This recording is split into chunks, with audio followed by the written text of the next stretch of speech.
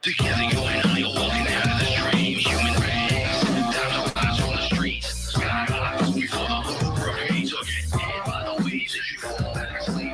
Don't wriggle, we're inside a machine. Trapped in time inside an avatar that bleeds. Roots grow like trees.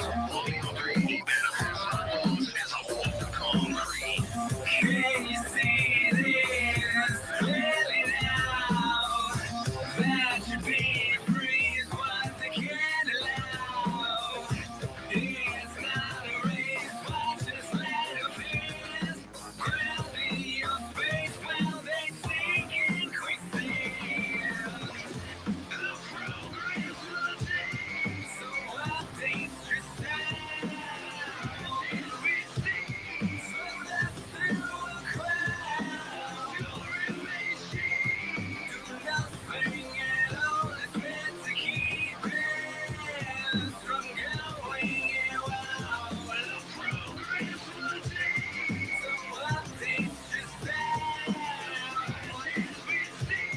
Everything swept through a crowd. You're a machine, do nothing at all. It's meant to keep us from going wild.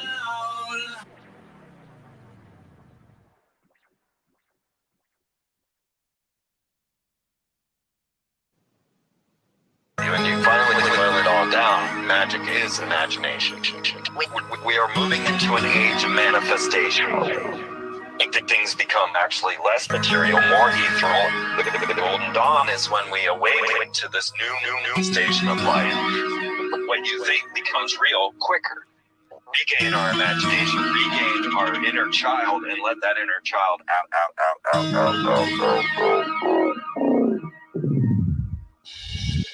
My name is Frank Castle, founding member of the music group Ice Click and New York City Neo Shaman. After a serious injury sidelined my career in 2013, I decided to set out on an adventure to search for myself with the help of the plant medicine ayahuasca.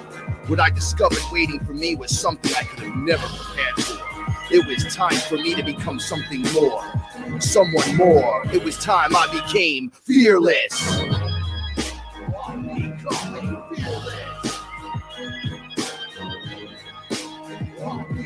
In the darkest of nights, gonna let my light shine as my heart beats in rhythm with space and time. When the light starts to shine inside your third eye, you awake to the knowledge that you never die.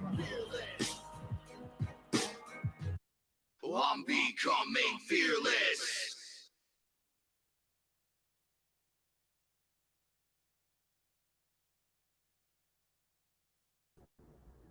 Oh, yeah. What is up, everyone? It's your main man, Frank Castle, your Sorcerer Supreme, coming to you live and direct from the Watchtower. How's everybody doing? I am officially back. Greetings, everyone. Greetings, Fearless family. It's good to see everyone here. I'm glad you made it to this point. We're all in it together. Oof, I brought it in. I brought it all in. It took me a little time to feel out the new energies, get involved the way I wanted to. And fully upgraded, lost 20 pounds, lost a bunch of beard, chin hair. Look. Trimmed it, made my face look a little thinner. I feel pretty good. I've been through hell. I've officially walked through it with gasoline boots on. And I didn't know when I'd be coming back, although I've been doing interviews the whole time. For those that know that I've been out there, I haven't really been doing any promotion and much of anything, but I've been on a whole bunch of other shows. I've been branching out and getting out there. And as I did it, it's funny, the YouTube page didn't move in like 3 years. And the minute I stopped broadcasting and waited like almost 2 months again, the numbers started climbing a couple of hundred. So I was like, oh, okay. It's just funny how that works, but at least I know people are coming in from all sides. We have a new fresh wave upon us. We have new things occurring. Once again, everything that many of us have spoken about over the course of many, many years is officially 100% true and happening. That being said, congratulate your nearest conspiracy theorist. We've been right the whole time. Okay, not to toot anybody's horn or anything, but it's happening. This should be more than enough to tell you a whole bunch of things. One, I always said this to myself, all right, and I was almost atheist at one point. I said something that would make me non-atheist.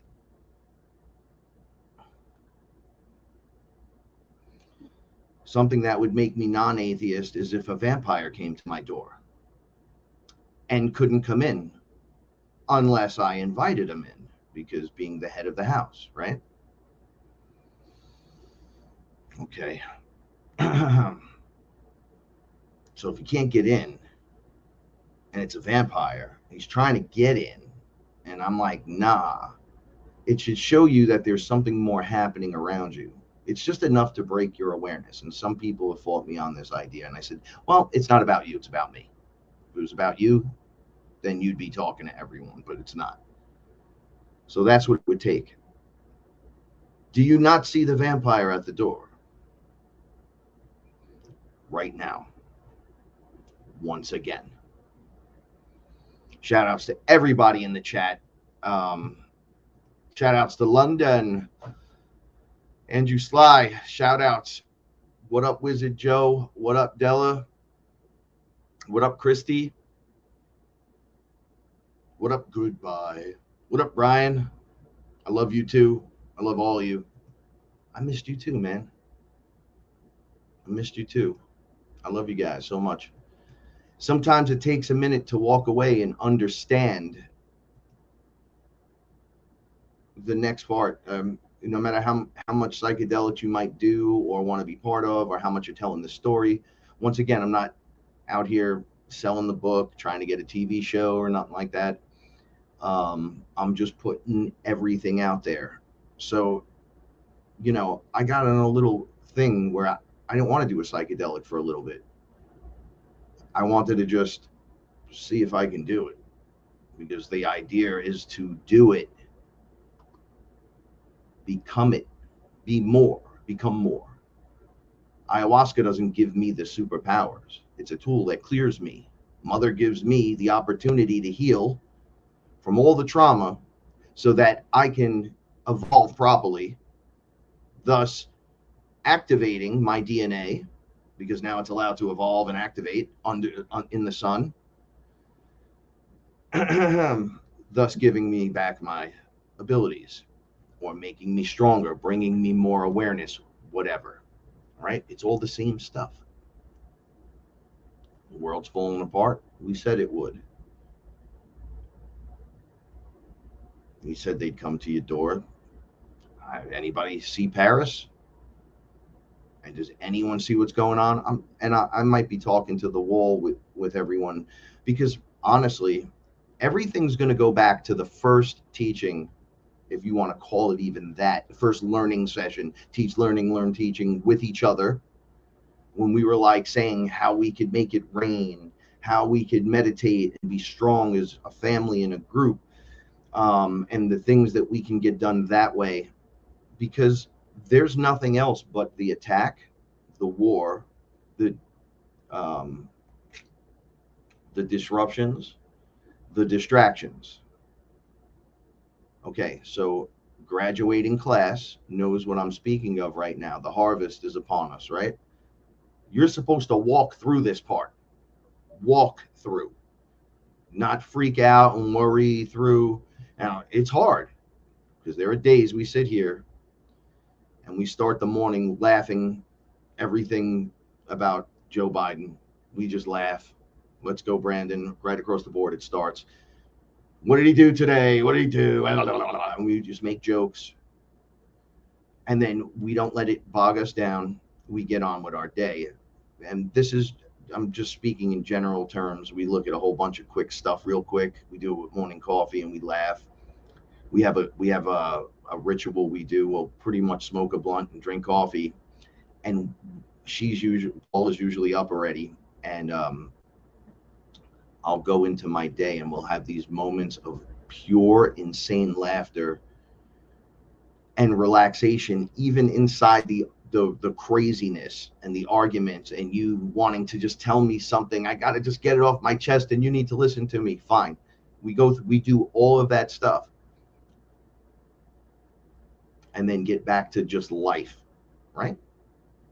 But France is burning. Okay, well, I'm sorry, but it's your job to witness what's happening and observe. Maybe that's not your personal job. Maybe you got something else to do. Maybe you want to go there and help. Who knows? But my job upon graduation, fearless class, is to observe and not get involved, to be 100% aware and try to see the distraction, back out of the distraction, use discernment across the board, because even your favorite guy is a distraction. So, I mean, it's really thick out there. So I'll explain. I'll make it even more how thick it is. So I like Mike Jaco, right? I saw him when I was on the ship. I've gone under and asked for him to just show up. Like, where is he? Let me find him. While I'm doing a psychedelic, find him. And then I said, yo, you like cake? I pulled the cake on him. I check people constantly. And when I went to hit him with the cake, he hit me with the cake. Right? And I was like, holy shit. And he's like, no, you're forgetting. I'm the one that showed you originally about the cake. I was like, oh shit, you did. That's right. There was a reason why I like you. So if you go to war every day, if you wake up and you go to battle, sword, armor, this, that, and you're like ready to go, you're going to be in a war. You're going to be in a battle. It's going to take place both theoretically. It's going to take place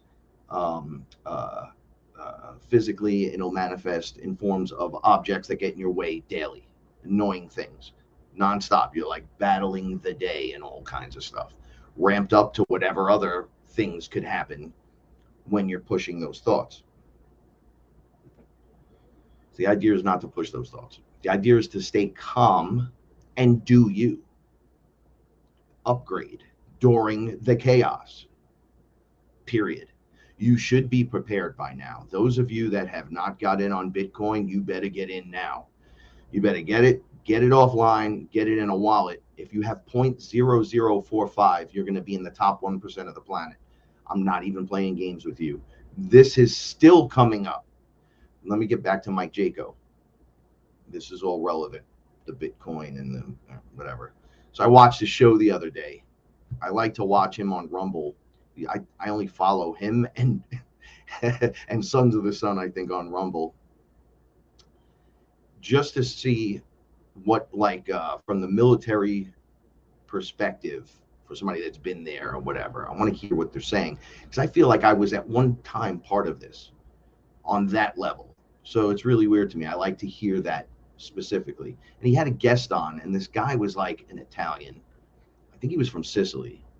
He did pizzas, pizza business, not whatever. He was like, they had a business and then opened another business and opened another business. So he had businesses. It wasn't just pizza, but mostly pizza. So this guy sitting there with sunglasses on, he looks like me, kind of. He sounds like every cousin I have. Hey, yo, let me tell you that about them bang, bang, bang, but the bing, bang, boom, bang, boom. Okay. So totally Italian, right? He's got sunglasses on. He just starts ranting immediately about, now, mind you, I watch this show for the host, not for his guests. But I was like, okay, this guy's on. They're going to talk about some crypto and some spiritual shit. And I'm like, usually people are like straight up. So this guy, I'm like looking up. I don't remember his name, but you could go look. It's like his 2 shows ago on Rumble. And the guy starts talking about XRP, Ripple. It's a cryptocurrency. So everything I have in my mind that I know about Bitcoin, he just starts rambling about another crypto that is literally the crypto that the big banks like would take on to make payments. So although it's capped, the amount of XRP you can have, they can still create more, but they cap it, air quotes. He says XRP is from the Galactic Federation. Mind you, I was just on the ship. It's not up there. Ishmael Perez says, gets into a long story about it. He's another guy. He gets into a long story about Perseus, how Perseus is this and Perseus is that. The character from Greek mythology. I have asked for him on 100 occasions. He doesn't exist. He doesn't exist. But he does exist. Well, who is he? That's you. You're Perseus. What do you mean I'm Perseus? You have the DNA of the gods in you, right? And you fight off the attacks from these beings because it's no longer relevant to your scenario and situation, because you're going to live with freedom. Okay, there you go. Clash of the Titans, right? They're trying to control you. No control allowed. So he's full of shit, straight up. So I can't believe most of what you're saying. That's one. Now this guy's going on and he's rambling on, and he hit every counterpoint that what we would consider the enemy. If the enemy was trying to slide in and be full of shit and just make money, or maybe that's what it was. Maybe not the enemy. Maybe a money maker who knew that on the back of people like us and telling, oh, the Galactic Federation and oh, the money in XRP, it's totally not real. He was talking about XRPs being like $100,000 a piece at minimum. The math never works out to more than $10. So I listened to this guy ramble about crypto. I know. He rambled on, and then Mike tried to talk to him about silver. He goes, yeah, silver's great, but whatever, we're going to just want, and he kept going with the XRP, and silver's going to be worth more by a lot than anything XRP is going to do of that much value. However, if you did hold a lot of XRP right now, when it flips to $10, you make some money. All right, so you see how it rides this line. So you have all these people that are listening to this guy. So I'm like, who is he? So I look him up. This guy's got like millions of people following him over the course of all the different social media sites, and then the business that he does. And it's just a business. It's a con business, right? He's like, you come to me, you buy the XRP, I get it for you, deliver it this way, and the I'm like, oh, he's a wheeling dealing guy. So he reminded me of Fat Joe. Fat Joe screwed me over. He was a Spanish guy from the area. We were getting tattooed together. We were writing and drawing the comic, right? I leave. My brother and the whole crew's there. He's like, yo, I can help you with this. This is the best idea. Takes it, never comes back. He was supposed to be there the next day. 2 months later, we get the comic back. A year later, he releases the Heist comic book. Can't be trusted. Now he's crying. I see all his videos for some reason come through my feed because I've said a few things about him online before. And he's out there crying and complaining that people have screwed him over, and literally he's stolen from everyone, and he's sitting there crying about one guy not helping him when his whole family shit fell apart. None of my people were my people. I never stole nothing from anyone, and there was nobody there to help me or hand me $1 million. I'm like, you stole from everyone. What the fuck are you talking about? You lying piece of shit. You're a fucking liar. Right? All truth is going to be fucking revealed. Right? I actually went on the lady that does this is how it happened. The lady that does his book reading, she reads his book just came out, Fat Joe. And then she was talking shit online about how awesome he is. And I go, oh, I wonder what chapter in the book he put. And then I said what happened, just a statement. And she said, oh my God, that's totally not in the book. However, I have heard about this. I go, well, you should have heard about it. The artist that did his book is a friend of my brother's who's in the Red Cup Review. And he didn't know my brother was in the heist. He was like, yo, Rob Banks, right? I go, yeah, from the heist. He goes, the Red Cup Review. I'm like, no, the music group, the heist. He likes to downplay his shit, but he's 20 years deep into a hip hop group. He quit 7 years ago. That's it. And he was like, holy shit, I'm the artist for that book at Marvel. And I'm like, you be hanging out with my brother and you didn't know that? All is going to be revealed, all flips and turns. So now you got people in our community doing that shit, or in the community at large. I don't even want to consider myself part of the community. I'm part of so many communities. I'm not favored to one thing, although you know me from this. So many others know me only from that, which is crazy. They hear about the other stuff and they go, oh, he's a fucking weirdo, or oh, he's just a musician. Find out what the people at my grade school, St. Clair's. I grew up with these people. I was very nice to every one of them. I had a lot of friends. I got beat up a bunch of times. And right in the last week of school, I beat the crap out of the bully who was 16 and I had just turned like 13. Right? He was like driving to school in the 8th grade. So I've never really had a problem with anyone at the school.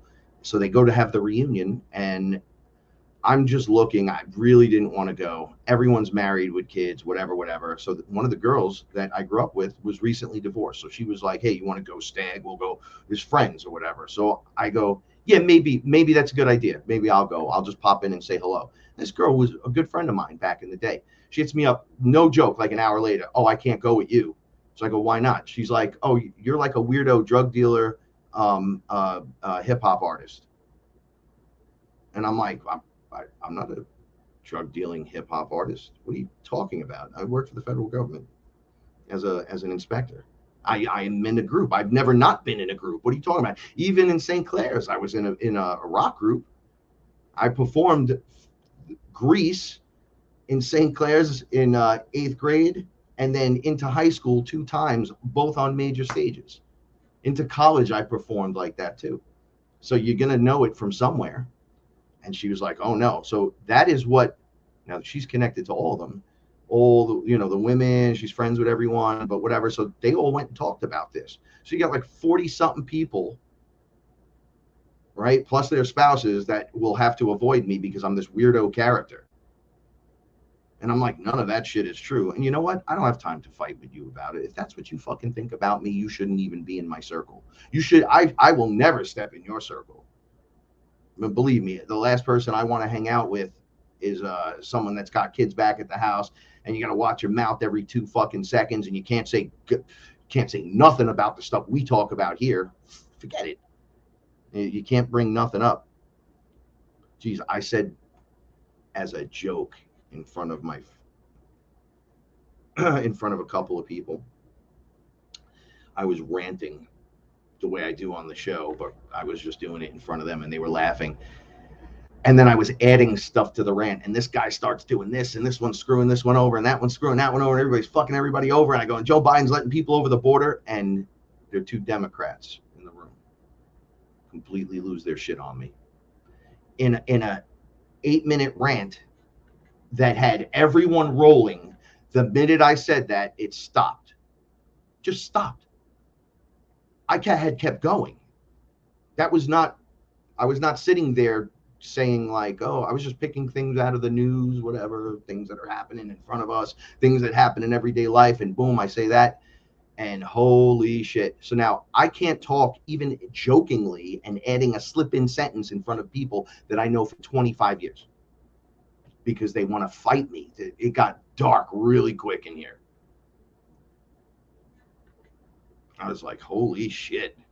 I am not sorry, but I am fucking sorry that you're like that. Holy fuck. Then I sat down with my best friend one day, and my oldest friend, I started talking to him about what's going on. I said, hey, what do you think about this? And he goes, shut the fuck up. I'm almost 50 years old. I'm going to be 49 this year. So he's a year younger than me. He's like, shut the fuck up. I don't want to hear that shit. I'm like, dude, what the fuck? I have no one to talk to. Like, I've been in a cocoon the whole time. So I'm like, what do you think about this? That's all I'm asking. What do you think about that? He said, shut the fuck up. I don't want to fucking hear about this fucking shit. I'm like, dude, what are you so upset about? I didn't even say reptilian. Shut up, bro. It got dark, so I didn't talk to him for a little bit. I was really upset about that. It's upsetting me. I can see it in the camera. I'm like, yeah, man, what the fuck is this shit? But this is what people are like. So I've been feeling, and we talked about this happening, and now we're in it, and we're far into it. Like, it's not going to go on much longer. Like, it's going to get really dark and then really just change. So it felt like the accordion, right? So if I had one of those things, we're all on the same page. And then I talk to you tomorrow. It's almost like we never had the plan to begin with. Like we never spoke the day before. Oh, we're going to do this. We're going to do that. It's going to be cool. We'll keep it simple and smooth so everybody's all right. Everybody will feel good about it. Okay. Yeah. Fuck yeah. Let me see. Oh, that's fucking awesome. I love it. You love it? I love it. Are you sure? I'm in 100 fucking percent. 100%? Yo, we got this. This is golden. Next day. Yo, man, I just saw this really great thing. I think something like this, but whatever. You and your fantasy ideas. You'll never be able to afford to do whatever, and this, that, and the other thing. I'm like, whoa, didn't we just have this talk? Did you need to sleep on it to come back to be fucking rude and destructive? Are you upset? Why does the way I live my life upset anyone? Once again, almost 50. What do I do if I wake up 11 o'clock every day and need 2 hours to wake up? Why is it anybody's business, and why should it concern you? And what the fuck does it matter? If I hung out with you, I'd still be the same way, right? Because then if you ask me, you're like, yo, what's wrong? Why do you do that? I'm like, well, I can't sleep at night, and I'm fucking upgrading like a beast, all right? My awareness is so off the charts that my breathing can make me hear something 2 blocks away. Right? It keeps me up at night. All kinds of weird shit. My awareness is like branching out into everything. Okay, plus I have a back and neck injury. Detrimental. It's fucking been hurting me like crazy. I throw out the trash one time bad, and that's 2 weeks of your life in pain and no pain medication. So you're eating weed. Oh, you're going to eat the weed now? You just can't win with people. So I'm giving you examples so you know what's going on here, so you can know what's going on out there. And then you could make your decision, but I decided to back out. This is what they mean when you're the main character in your story. All these other people are fucking side characters in my story. I share a story with Paula, but at any time she could be like, you know what? I'm doing this. And then I'm in her side story. Right? We just happen to agree and we're moving into position together. People don't even understand my and Paula's relationship, how we complete ourselves. Right? We have a great fucking relationship. People are like, well, he doesn't have a house, he doesn't have kids, what the fuck's wrong with them? They got another cat, this cat's sick, and then they got another 2, and they got them fixed. So what? Did I say anything that you got fucking kids? Did I say anything that you got to put them in school and teach them, and now you got to vaccinate them and fuck them? You got to be careful, reptilians might eat them, and blah, blah, blah. I don't do anything like that. But here it is, in large portions, in my plate. Well, how do you then get into a position? So I had a tarot reading the other day. I usually don't do that shit, but it was a really good one. This guy was so on point. He said, you know, you're in a moment of upgrade, right? And your defenses have to be a certain way, and he flips another card. This has to be this way. And he went through like 8 things with me. And I look over at Paula and I point like this at him and right back at her. And I go, hold on. To do any of that fucking shit and be me, I have to cut all of you off. And he's like, do it. I'm like, well, obviously it's not Paula. I'm not cutting her off. But everyone else, I have to cut everyone. What, are you fucking mad? And I realized that you sometimes have to just step out of it and cocoon yourself in the bubble, live your life, and everyone else can just self-judge, do whatever the fuck you want. Keep it off my wave. I literally don't care what this person said, what that person said, what that. If all you can present when you appear in front of me is fucking drama, you have to leave. Or we're just not going to have the conversation. Right? There's memes when like somebody's trying to talk to you about like football and there's like a civil war going on and you're just like really angry at the person, giving them the grill. There's a million things happening in this planet that is so much more important than the stupid shit you just said to me for hours. And then because I don't vibe to that kind of nonsense, like I have nothing to say to any of that. Well, he raises his kids like this and he tells this one to go like that. I don't do that. I have in the past. I'm sure I have. I'm sure I've pissed off a lot of people, but I don't do that no more. I haven't done that in years and years and years. It's not my thing. I keep it relevant to what is occurring. And sometimes you get stuck in some shit. You catch yourself doing it, but being slightly non-judgmental, but overlook a situation and kind of not judge it, but look at it from a higher perspective. And you're like, well, obviously this is how I'm seeing it from here. For your own work through is fine. Not to go, you fucking piece of shit. That's how you're going to live your life. That's how you're going to blow your nose. That's how you're going to open the car door. That's how you're going to wake up in the morning. That's how you leave your fucking bed. That's where you leave your shoes. That's how you leave your fucking socks. Toilet bowl seat up. Toilet bowl seat down. Yo, get the fuck out of here. At no point is any of this relevant to my fucking ascension. Nothing. The only thing that's going to get me from here to there is to do the work. So if I want to wake up happy and do my thing, I got to live my life. And I have all the things that I was on. I was, no joke, 20 pounds heavier. It was so difficult to do anything. My knees hurt. I had to walk backwards for 2 weeks on Pelham Parkway for 10 minutes at a time. And then I couldn't walk. So I had to do it close to the house because I couldn't make it back because I was walking around with a fucking limp because my knees got shot from, I just got heavy. I have a back issue and things just weren't working like at all, anywhere. And I'm like, oh, this has to stop. And then after 2 weeks, I'm able to like jog backwards and do figure eights and do all kinds of weird shit. Paul was like, whoa. And we both lost a bunch of weight. We have to do the things that work for us. So I can't join a gym and go with you because I can't lift 200 pounds over my fucking head. I can't even do 5 pounds over my head. I'm not supposed to be lifting over my head. I'm supposed to be stretching, touching my toes, getting the blood flowing. Like what works for me isn't going to work for you. So I have to live my life and do my thing. So, a lot of people out there have to go and do their version of that. So it's not me bitching and complaining. I literally backed out everything. I just don't care. I've seen every movie.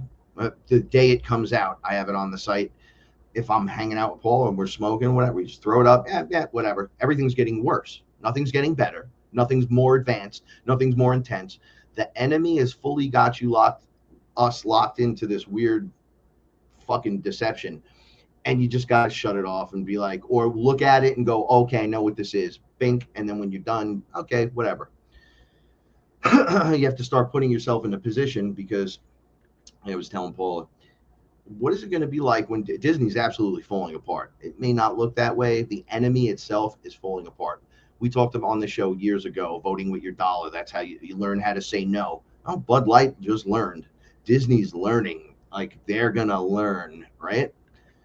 So when your favorite heroes, right, people around me like superheroes and all kinds of weird shit, when you find out they were on Epstein's Island and this one ate this one and this one was drinking this one's blood, you're going to be like, what?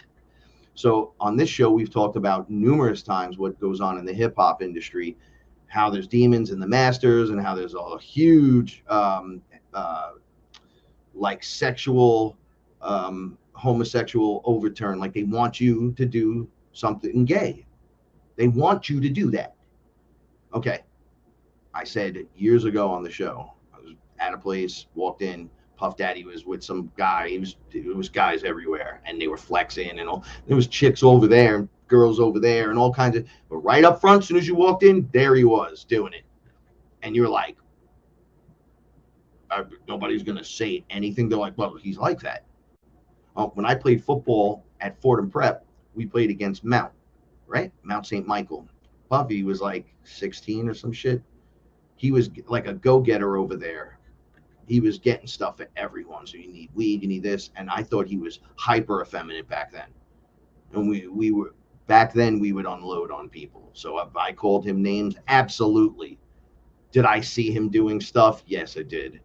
Did I see other people doing things? Yes, I have. Have I heard the stories? Indeed. From the close ones, a lot of them. On the inside track at the Playboy parties where they got so out of hand that I had to leave. I left. I was there one night with Redman. I talk about this. I wasn't with him. He was there. I was there. I was with my crew. He was just hanging out. We sit next to each other, and it was Miss Lola from Miss Lola's house from Playboy TV. And her husband, who was running the whole show. We were sitting in this VIP area, and everyone started having sex. There was 1,000 fucking people there. They had capes on, and just like you see in the movies, where it's eyes wide shut. If it was a hustler party, not like underground. I'm sure they went and had their own thing, but in this main area, it held 1,000 people, and it was packed. They had bouncy houses up. They had like 3 in a row. They had like the places that made the lube. The whole company would show up. They make the toys. Those company shows up. All the videos you've seen on all your favorite video sites, the guys that are in charge of all showed up. That I had to leave. I just went, I can't be around this. Like, I get it. It smells like dirt ass in this fucking place. First of all. Second of all, this is disgusting. Completely disgusting. And he got up and was like, yo, we got to get the fuck out of here. I didn't even know him like that. I was like, yo, it's him. Like, this is a hero of mine for rap. And we're just meeting for a second, sitting in VIP. And then we're like, yo, we got to break out right now. We gotta go.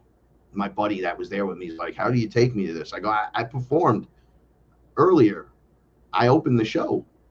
I didn't know they were going to do that. I get paid to do this. I'm finally making money.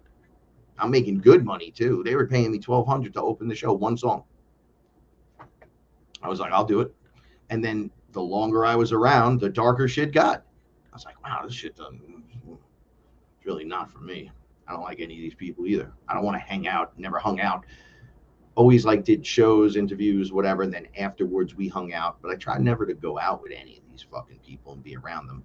Because it was always a mess and always nonsense, crying baby, and everybody has daddy, mommy issues. I'm like, nobody is set in their mind here. There's a lot of people that made a lot of money in life. Everyone's traumatized. I don't want to be around it. It feels like I'm around the devil, right? Do you ever feel that? You're just around it. It's like all around. You smell it. You feel it. It's creepy. Anyone who touches you, it's like slimy and nasty, but they're so good looking, and you're just like, oh my God, and they're like totally into you. I'll do whatever you want.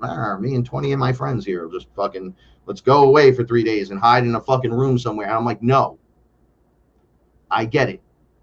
That doesn't mean I haven't done crazy shit. It just means I'm not doing nothing with you because you've done it with more people than I probably met, right? So just weird stuff. Well, now it's full blast out there. They're talking about the child trafficking, why they drink the adrenochrome, how they get it out of your head. And we've been talking about this for years, but now it's going out there in every direction. I saw them on different channels. I saw clips of people getting called out on their nonsense. Celine Dion. I heard about spiked adrenochrome, right? Having it spiked at their little adrenochrome factory, which is why a bunch of them got nastified. You watch these people deteriorate in front of you. Then you see, so the other day, there were three Biden clips. Every clip looked like a different guy, right? So I was sitting in the apartment with everyone, and I'm like, okay, these are the 3 that are talking. Here's the original guy. Okay, not only do they not look like each other, they look nothing like the original guy. So how the fuck did that happen? Like, and it's happened with quite a few people. Are we to not question that? Or, like, it's the elephant in the fucking room.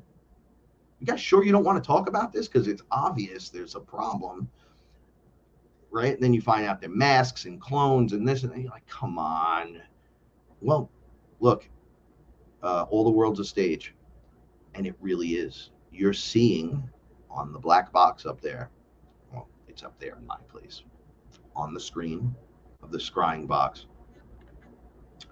whatever black magic they want you to see.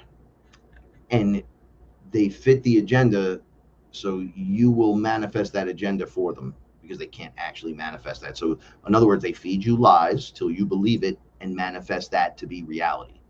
Meanwhile, they're like actors in a play setting up the stage.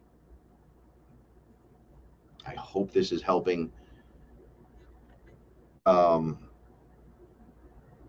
hope this is helping, because there's, okay, at this level, there's nothing more to learn, but the learning isn't, this is what I'm seeing. We already know that they eat and rape and do bad, right? I worry about me instead. Vote my dollar, prepare for the worst, but go with the best foot forward.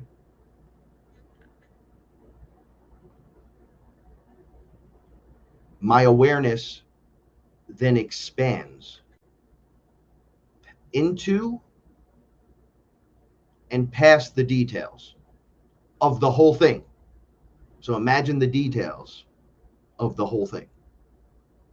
And your awareness, as you release one thing, which is the drama and the bullshit and the deceptions and all that, you just step back. You already know it's there. You're very aware of the whole thing. But for some reason now, as you're purging and moving through and you're upgrading, like roots through the ground, through the lines of their plans and agendas and scripts, the scripts, you grow into between each of those lines and between the letters with your awareness, seeing more of what its real meaning is, then growing way past it and looking back at it, like giving it that stupid look, like, really, this is what you expect us to fall for now? Men in dresses. You're gonna get people arguing about bathrooms and then sold out toilet paper again. Is this what you're doing while you're burning down farms? Now, I'm in New York. They lit some fires. They're still going up north. That shit's not natural. Whatever's going on around here that's in the air it just sucks. So that you're poisoning us. You're destroying people by poisoning them. You know, I had a whole explanation about blockchain against the other guy's XRP thing on the guy's show. Hey, man, you got to vet your fucking guests. That your body, your DNA is blockchain, like Bitcoin, not like any other coin. And just like real life, it's protected and safe unless you open the door and let them in. That's it. It's the only way that it can be done. So you make a choice for the vaccine and they stick you inside your blockchain. They get inside your system and they start causing havoc, just like the central banks with real currency, gold and silver. Like, you can equate this across the board. You will be like, holy shit. Every line fits into every other line inside the details. I go through this every morning with Paula. I'll go new line of awareness today. It's just coming to me as we're talking. Shout outs to my my faceless, nameless crew that has been with me. My guides, there's a crew of them now, and they're with us at all times. And the awareness expands so much that we immediately make the connections. So much so that Paul is finishing my statements on shit that I'm trying to get into words to explain. And as I'm about to drop the word that is a word I'm probably not used many times, she shouts it out. The connections are stronger. The vampire's at the door. The proof is there. The magic is real. What more do you need? Tell me.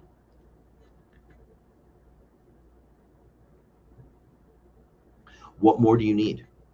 If Jesus showed up right now, Space Jesus, if he shows up right now, you're fucked. if you're going to be like, oh my God, it's the Son of God, you're totally fucked and debunked right there. Bang. Is that what we're supposed to be taking shots of the venom from day one.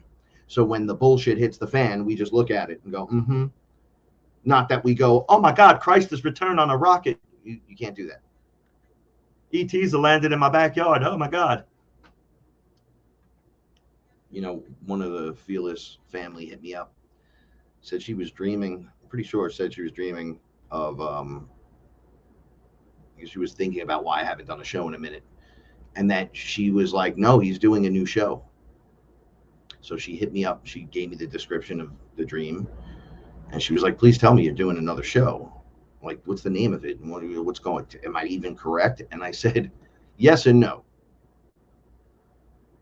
I said the day that we make contact, and I don't mean publicly, I mean when I'm physically grabbing one of these little characters and running around with our ET family, whoever that involves, whether it's inner, outer space, whatever, dimensional, that I would make a shift. The minute I'm like, all right, this is good, to volume 3 and cut out all the volume 2 done. I'm done with explaining how to do it. I'm done with doing this. We're moving into the future now.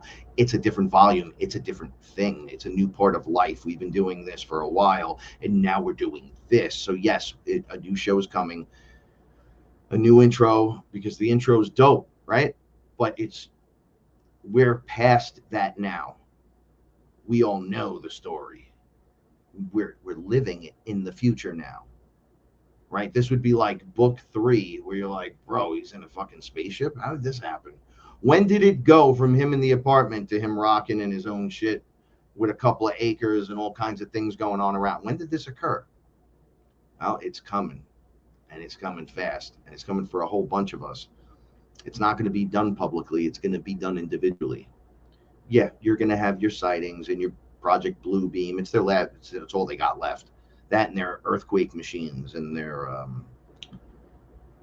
weapons of quiet destruction. When the money runs out and they can't pay these guys anymore to set the fires, they're just going to say, hey, pay me. And they're going to go, no, we're not going to pay you because nothing's worth nothing no more. And they're going to say, yo, these guys are paying me to start the fire. Oh, that's how rats do. Snitches do get stitches, but there's snitches everywhere, man.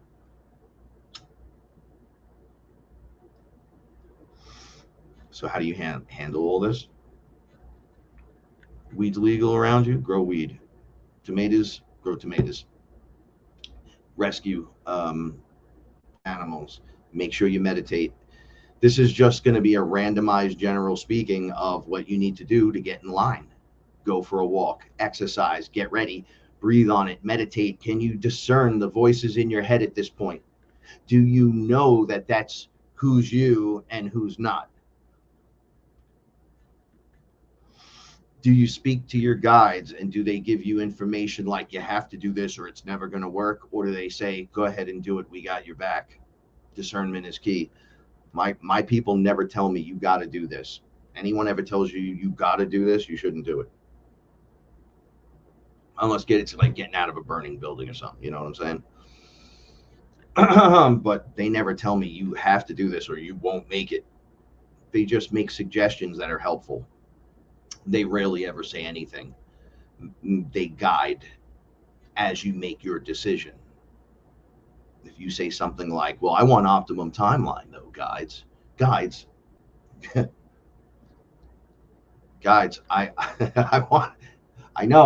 want optimum timeline, right? And they're like, oh, if you're going to do optimum timeline, then you're going to have to kind of work your way into, and then they kind of explain a few things. And I'm like, no, you know what? You're right. That is true. I know I'm lazy with that and should pick it up. And I should write 4 lines a day when it comes to music. And that's all stuff, make sure you brush your teeth and don't be disgusting. Don't forget to take some time for yourself and meditate, right? Not if you don't come in this door, you'll never escape. No, you got to have your discernment on high gear. You have to. So, excuse me. So we're the 2 trains riding side by side. And as we ride side by side, we're jumping cart back and forth. well, I'm kind of feeling at this vibration and frequency, and I'm believing this today. Oh, I'm back to Space Jesus, and oh, you know, the dog and the money and the vet, and you're getting caught up in some stuff. But that train starts to slowly separate. And pretty soon you're not really going to want to move over from one car to another. You're not going to jump ship. You're going to realize, like, oh, this path is obviously better. So by not getting involved with the bullshit and the drama or whatever, it just somehow puts you automatically, let's say, into this other the other train car. You're on this side. You're like, oh, this is a nice place. It's a little crazy at times for me personally, because you have to take self-responsibility. You have to rely on yourself or your family, the people around you, like that you decide to leave inside of your bubble. But you also realize that it's a safer place. You have the ability to feel freedom at some level, more so than the other side, where the other side is pure. You know, it's the timeline with Biden shaking his hand on TV with the red behind him and Nazis and all kinds of shit. And you're going to be like, look, I don't want to be part of that. So you just vibrate slightly different. You find yourself here. Now you're in here and you're working on your magic.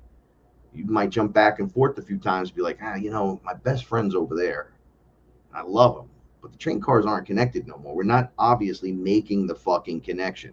We love each other. We hang out. But obviously he's still drinking beers and getting really drunk. And I'm just smoking a joint and going home and eating ice cream. He's out there trying to fucking fight. I can't do it no more. So I love him still. It's the accordion. It's the pull. Right? This is what I was saying before that I'm feeling. And then the next day, all of a sudden, you're all on the same page. Oh, it was just like when we were younger. Everything works like that. Well, what goes around comes around. Everything goes in cycles and everything. And you get a little time like that. And then it's like, well, I'm going out drinking tonight. It's Friday. I need to fucking fight. And I'm like, well, I want to be with my cat and my Paula. So you're separating, right? Then he has new friends. You have new friends, you have new responsibilities if you decide to take those responsibilities. So a lot of these responsibilities, as long as they're yours and you're not overdoing it, because you can overdo being good and have to learn how to reel that in, which is very difficult for a lot of people. When you start doing all your responsibilities and you're reliable to you and you start feeling it and you understand your belief system and structure, like with me, you can't tell me I'm not Source. You can't be like, nah, you're not really Source. It was all a joke. There's nothing that you're going to say that's going to convince me that I'm not Source. I already know 100%. I've already done this before, this whole thing, right?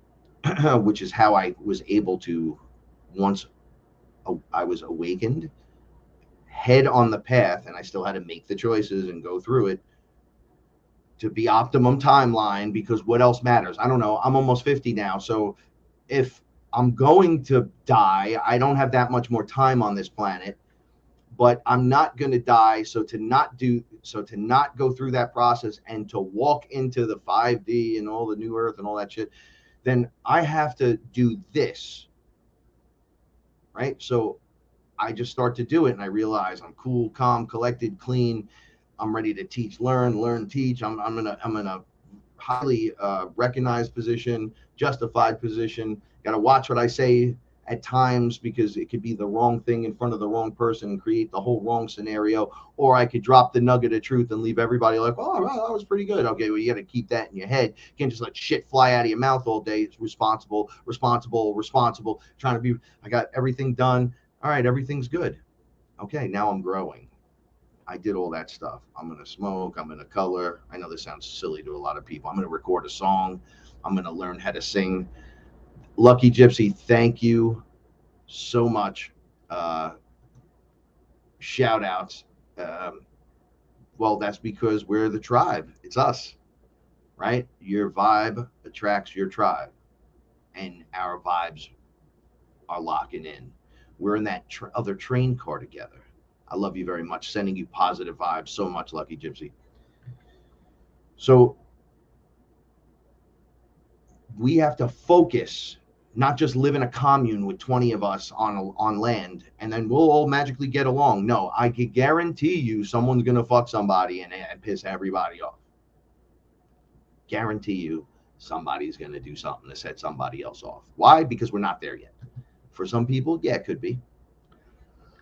My boy Josh will tell you, for every one of those places where you find 100 of us living in a commune and teepees and all kinds of crazy shit, drinking ayahuasca, doing all kinds of weird things, everybody's knitting and doing all kinds of hacky sack and just weird stuff.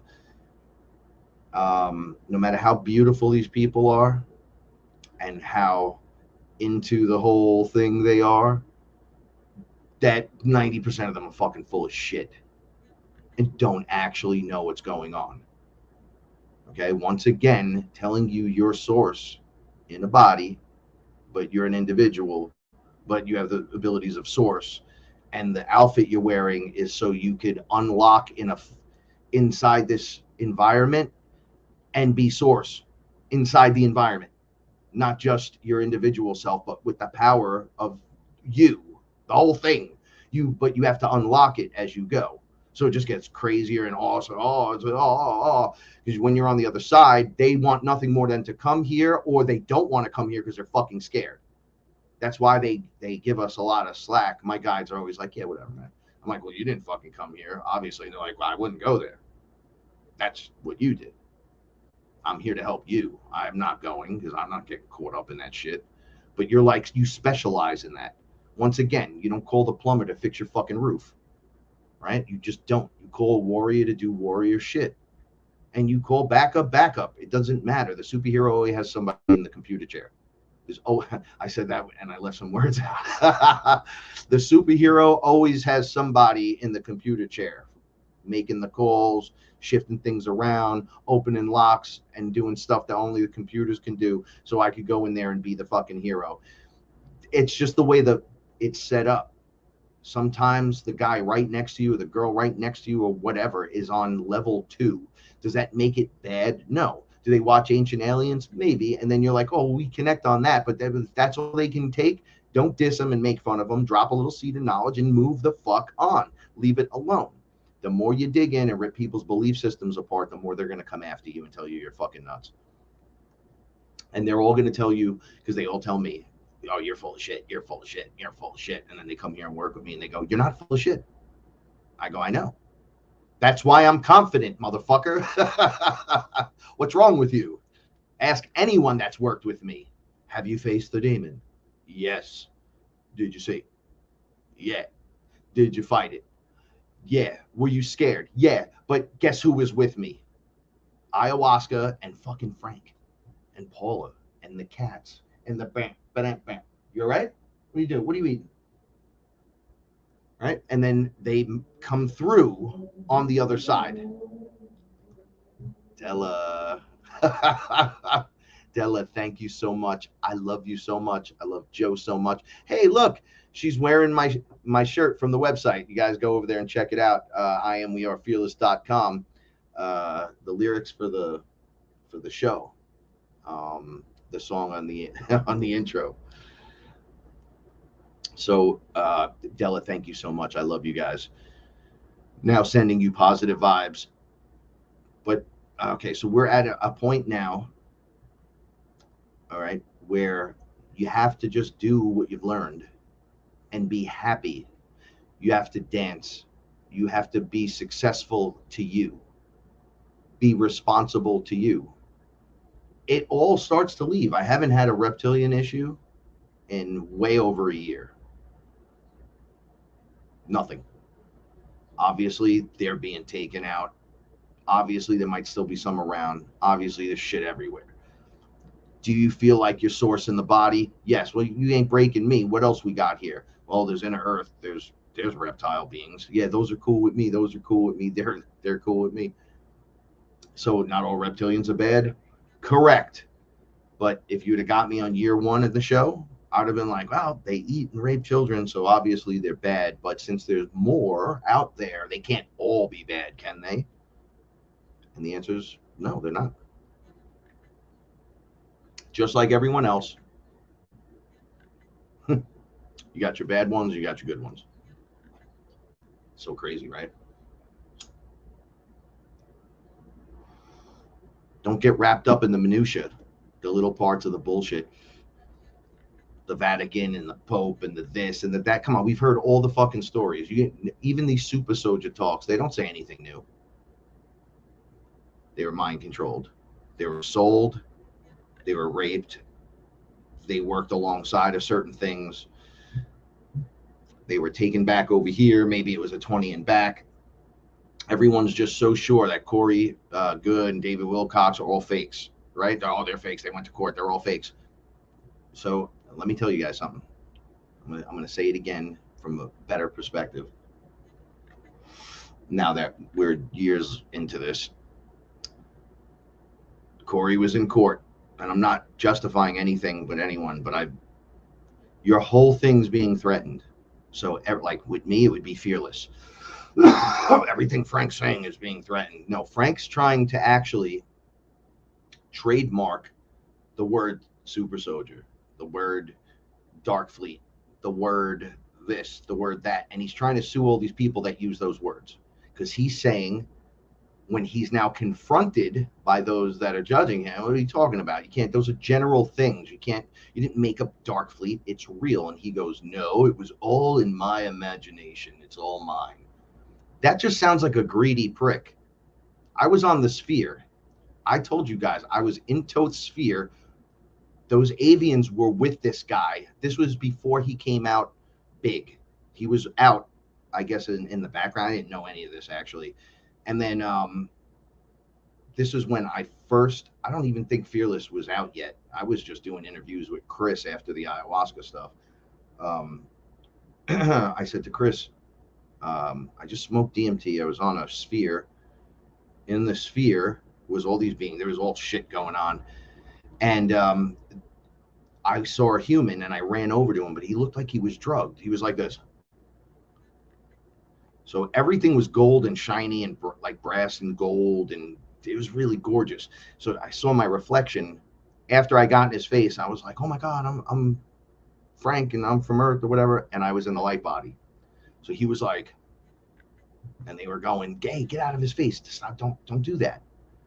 I was like, why are you drugging this guy? And they're like, no. We put him down. He can't handle this. And I'm like, oh, this is pretty crazy. I'm having a hard time with this too. They're like, well, you work here. And I'm like, he just told me that. Toth literally was standing next to me. And I'm like, man, this place is fucking cool. Just like that. This place is fucking cool. The big giant screen inside the Sphere. We can see out. The sun's right there. There's all kinds of crazy shit happening. There's all beings being brought into this light. It was like an orb of light that was really big. It was enough to walk into. And they were walking the beings. I wanted to say animals, but they were walking the beings 2 by 2. So it was like a man and a woman of each. And it was all different species. I mean, it looked like a line at Great Adventure. It was like a zigzag, right? And then there were guards along, like Anubis guards, just standing alongside them. And they were being forced to go into the light 2 at a time and witness what they were doing. So they weren't being manipulated in any way. They were being shown the way ayahuasca shows me past lives and what I've done to people and how it makes people feel from the different perspectives and shit. They go in there and they witness what they were doing or did. And then now listen, this is the first time I saw this. I saw 2 reptilians that were raptors. They were velociraptor beings. And they were like, don't go near them. They'll attack you. They are fully conscious and aware and know what they're doing.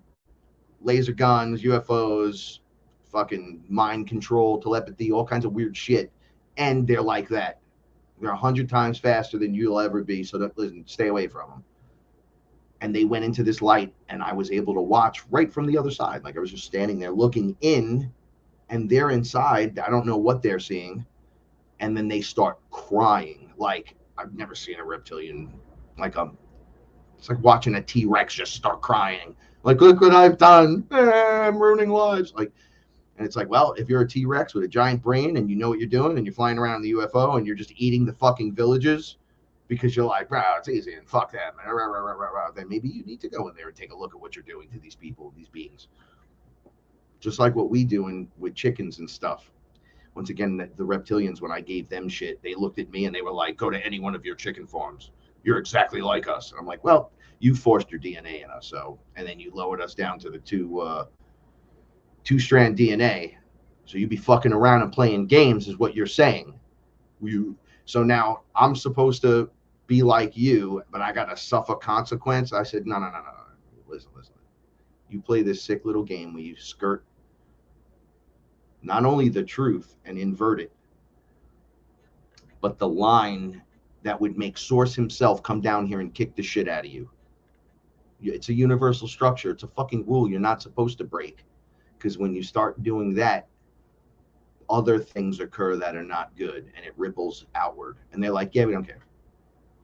Okay, yeah, fuck you then. Go walk in your bubble and go take a look. Now, let's get back to this. So I'm with Corey. I've never saw this guy.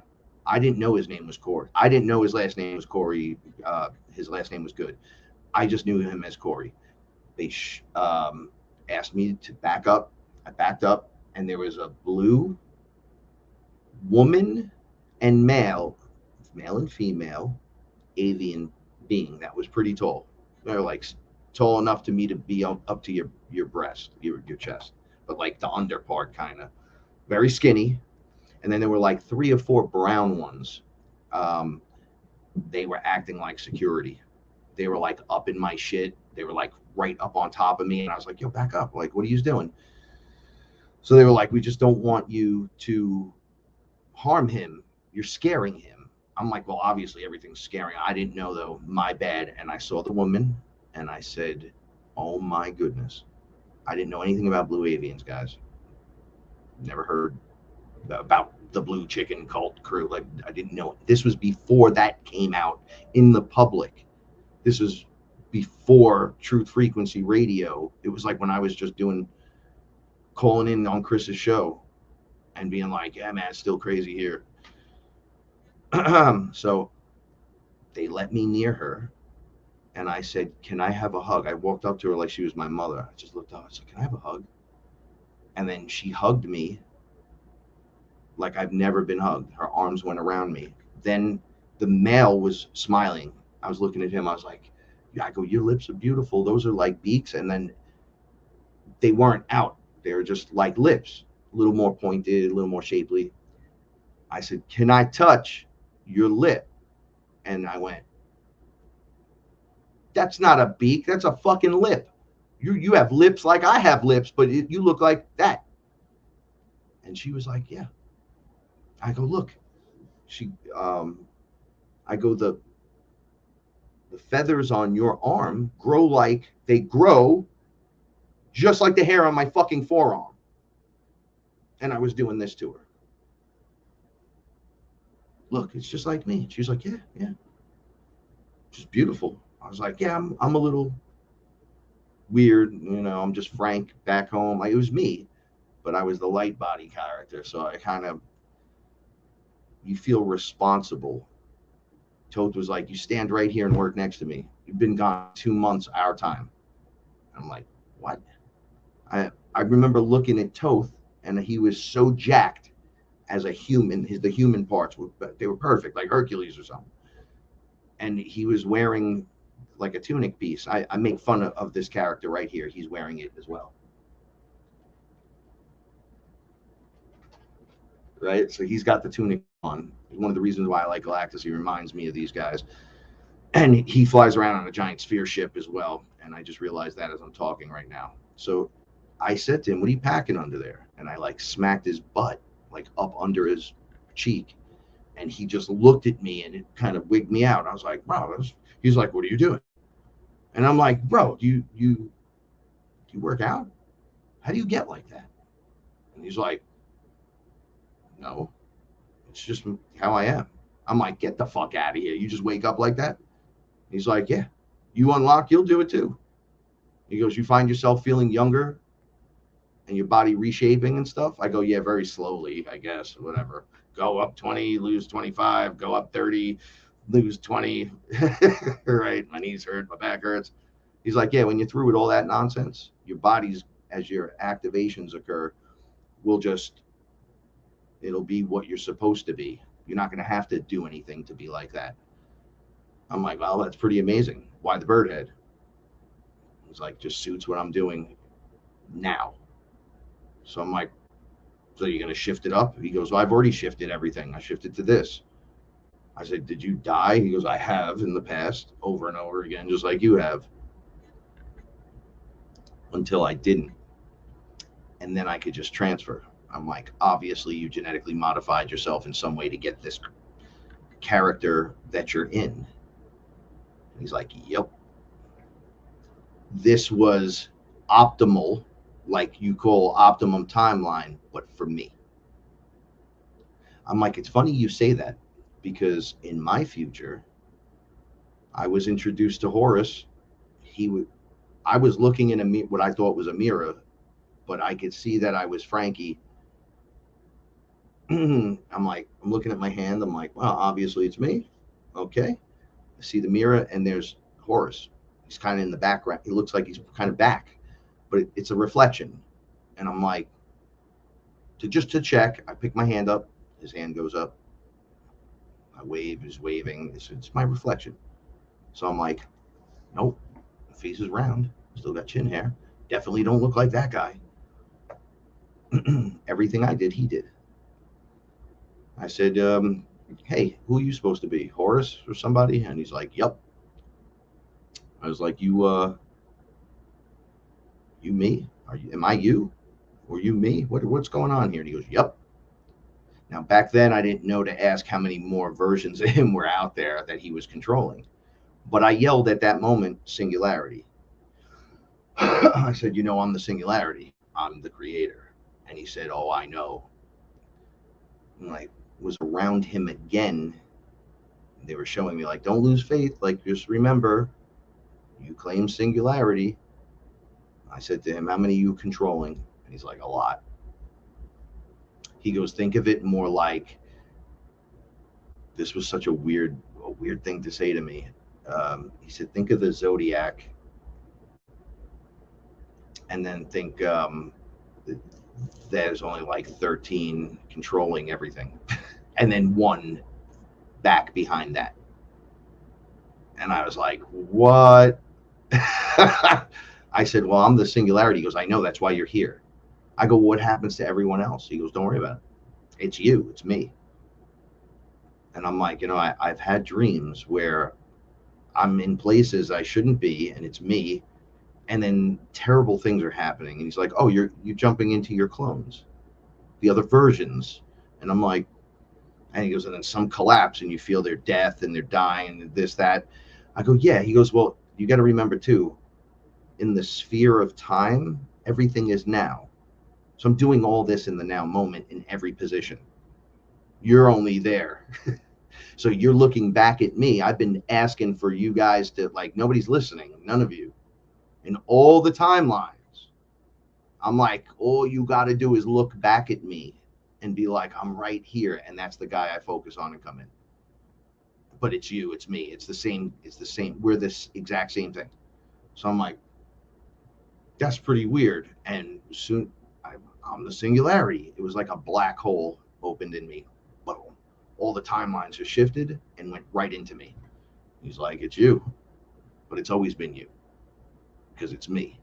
Get it? And I'm like, yeah, it was a little random before. You got a couple of hundred of us running around out there. And he was like, I'm like, more than that? God, I feel like this is fucking sucks. I feel like a nobody in this. He's like, what are you talking about? You're an extension of source. Literally your source, but Frank. But you become futuristically me, which is you. So I'm future you. I'm like, that is just weird. And he's like, it's your DNA, man. We're family. This whole line. Why do you think Ra is like, it's your father? And he's like, but look at all the other characters. Look at all the other beings that are doing it. Others are here not for the reason that you're here, to worry about becoming like me.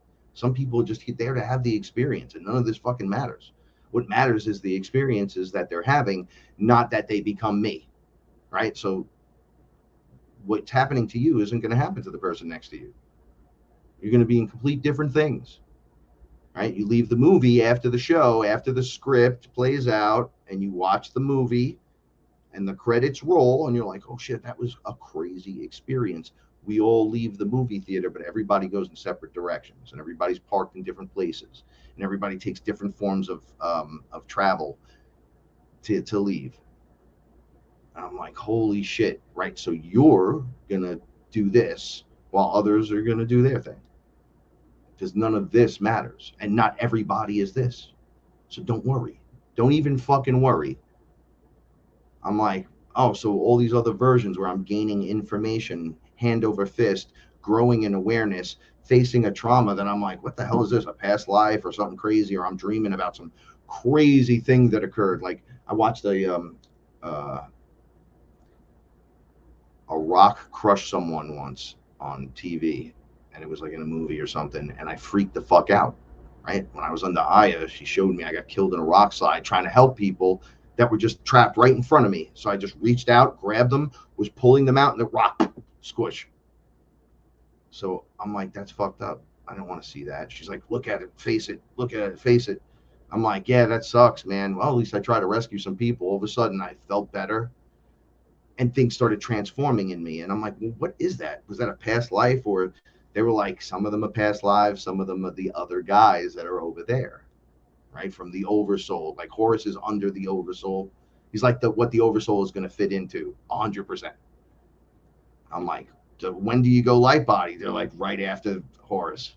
You could just shift right into it. And I'm like, that's fucking crazy. How far out is that? They're like, well, you got time. This is why you're here, to learn how to do this stuff. I'm like, this is just fucking crazy. But I could dig it. I was even outside of the game that we call the universal structure. They wouldn't let me see anyone's face, but I saw everyone from the neck down, right? And I was looking at a guy who is obviously holding his hands up, but I couldn't see his face, but I could see the arms going up. And I'm like, why can't I see anyone's face? What's this guy doing right here? And it looked like pink energy was coming, I guess, from his head into this ball of light, and in the ball of light was me on my knees. And I realized, because I was under Aya, that was me in the living room on my knees with my hands on my head, mouth open, bugging the fuck out. And then I was the light body watching that, and then I go, wait a second, is that me? And I was watching me project into the game from that level, whatever this level is, but it was outside of everything. They looked like they were playing an intense version of some game, and everybody was like cheering that I was in the room, because he was like, people in the room were with me, and I go, I know you. Why can't I see your face? I was looking down at their shoes. Some people were wearing like regular shoes. Some people were wearing sandals. Obviously, some of them were wearing pants. Some of them were wearing robes. So they were laughing and cheering. So I'm like, why is everyone so fucking happy here? Did you see the pain that I'm going through right there? And then what it's taking from this guy to do what he's doing. He's obviously straining. And the energy goes in, and now Frank's in the bubble in the floor. And they're like, and who are you supposed to be then? I go, I'm Source. Look upon me lovingly. And they're like, yeah, no, you're him in the light body. So he projected in the game, and out came God and greeted us. Source. Your individual, your version, like Source is a bunch of individual sources, as well as a collective whole. So there's a bunch of you running around out there that are fucking magic, and you just popped out of the game. They were like, okay, we'll do better. So you're playing Donkey Kong, right? I'm like, yeah. Okay, Donkey Kong jumps out of the game, and he's glowing, and he's like, or whoever the character is, Luigi or Mario that you're using, jumps out at light body Mario, and he's standing next to you going, great job, man. I can't believe you're fucking so great at this game. You're doing great. Keep going. Do your best. And everyone standing there that's waiting for next and watching their friend play is like, holy shit, the guy came out of the fucking game, and it's the Christ version of him. They all started applauding. And I'm like, well, I guess that is kind of cool. They're like, there's fucking 3 of you right here. Do you see the real you is right there? He's made of flesh and blood just like you in there, but here. And he's sending his fucking consciousness into this other place, another space, an environment not of this place. And then out of that fucking bubble came you. And you're like, hey, what's up, man? What's the big deal? What the fuck, you guys? Why can't I see your face? And they're all like, holy shit, what's happening? This is amazing. So bravo to all of us then, right? One of the weirdest fucking things. So, all right, so these are the things that matter. The way that made me feel. Knowing there's more. Again, and that I'm on a higher level somewhere. If that's cool, I can't focus on that. I'm not going back there right now. So I'm busy doing here work. So I go, oh shit. And I add that to my fucking collective awesome. I meditate. I hear something that I have not heard before. I meet someone I haven't spoken to before. And I'm grounded and it's a good, I use my discernment. Everything's great. Man, that's a plus in my category. We ain't ever going back, baby. That fucking train starts splitting. I'm sitting in my car now. I'm comfortable. I'm not just sitting there. I have a train car to myself with Paul or the cats. And then people are like, look at him living his life. Look at him living his life as he fucking goes on to go. Like, problem I was having here with saying I rescued a couple of fucking dozen cats. All I did was fix them and give them food and tell them they're loved. And then when I'm like, I need a place so I can have the cats so they can have some room to run around. Oh, you're getting a farm? No. I just need area for my cats to be protected and loved. Oh, so you're going to get an acre of land. You'll be on a farm. I don't want to be on a farm. Fuck out of here with your stupid farm. This is the resistance I met first day when I had the plan. And Paul and I were like, we just got to do what we got to do. And then you, the side characters or whatever, like in your life, you're the main character, but in my life, you're the side character, right? I can't rely on you to live my life. I have to get into position.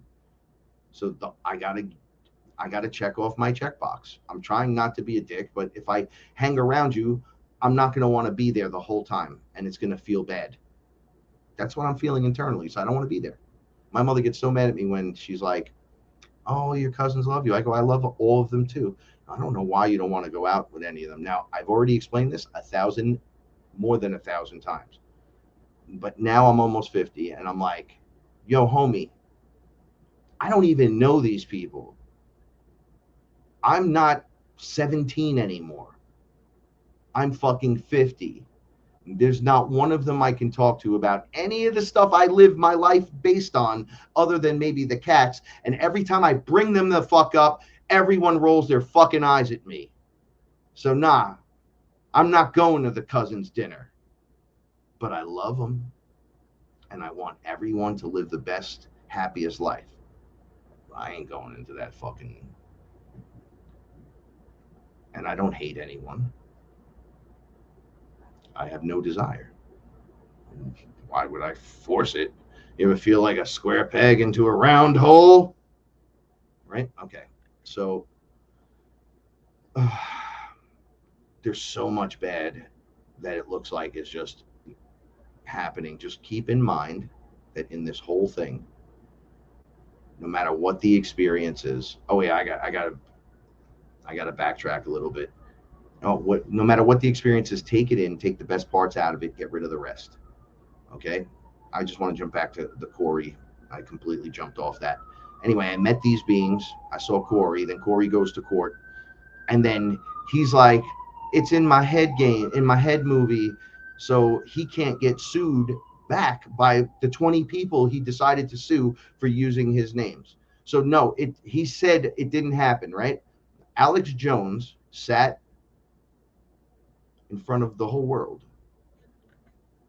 Obviously, he wasn't the only one talking about Sandy Hook. And obviously, there's a whole lot of people that feel exactly the same way, including some other people I know. Namely, and he said, just, whatever, to cover his ass, because they were going to take his family, his money, his this, his that, his show. Yeah, well, whatever. I fucked it up. I made it up. Whatever. And they suing him for $1 billion. You can just add zeros and numbers on that. It's all bullshit. These guys are trying to save any, not even credibility, just what you've worked at, your body of stuff, right? Like all my fearless stuff. You know, it would be weird at this point if somebody said to me in that way, have you been on the ship, or have you etherically been on the ship? And I'll be like, both. Now it's both. Sorry. Take your lie detector, whatever. It doesn't matter. I don't need any of your shit to tell me what's good for me and what I'm doing in my world. Because for me, it works. For me, it is what it is for me. I don't need all of that other stuff. You know, I'm not trying to get famous from this. If I was trying to get a show, I would stop cursing. I'd stop smoking weed, at least on camera. And I'd be like, and this is what happened on the next journey. We go in deeper today, but today was a little different. Like, I'm not into it, man. I tried that when I was on Truth Frequency, and people fucked me over, and I fucking hated half of them.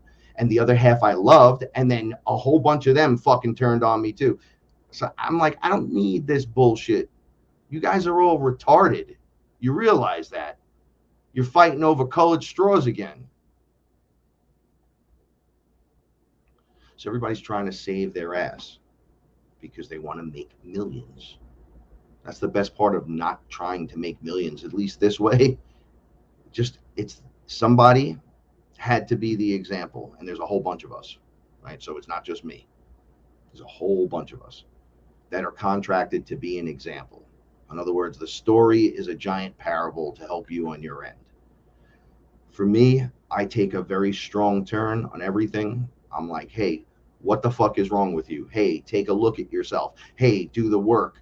Because if you want the UFOs and the inner earth and the you got to do that. And it comes. You got to say, I'm ready to see the magic universe, not I'll believe it when I see it. I got people I work with a lot, and you motherfuckers know who you are. And of course, in the nicest way. I love you. But you be still like, I'll believe it when I see it. What? You chill. We work. You're still like that. And that's in the immediate circle. So do what you feel you need to do for you. Don't worry about no one else right now. Now's not the time to worry. Now's the time to be entertained, prepared. Whatever I say, it's not in any order. Like prepared. You need to laugh at it. You need to laugh at how powerful you actually are, and that all of this distraction is there for you. If you're witnessing it, you're part of that being there for you to witness. And take it in. If it affects you, ask yourself why it's affecting you. Why does this hurt me so? What is triggering in me? Why do I have any triggers? I thought I was just awesome, because everybody's always like, not me. You don't know how many people I work with that I'm like, yo, all right, we're going to see some shit now and blah, blah, blah. And they see it and they're done. They check out 100%. And I'm like, but this is what you wanted. Nah, I don't think that I'm ready for that. I'm like, now it's too fucking late. You don't call the demon into the room to fucking beat the shit out of him, and then you back out at the last minute. We got to fight this fuck. But that's what happens. You begin to level out, because it's really what you need, not what you want. Everybody wants the UFO.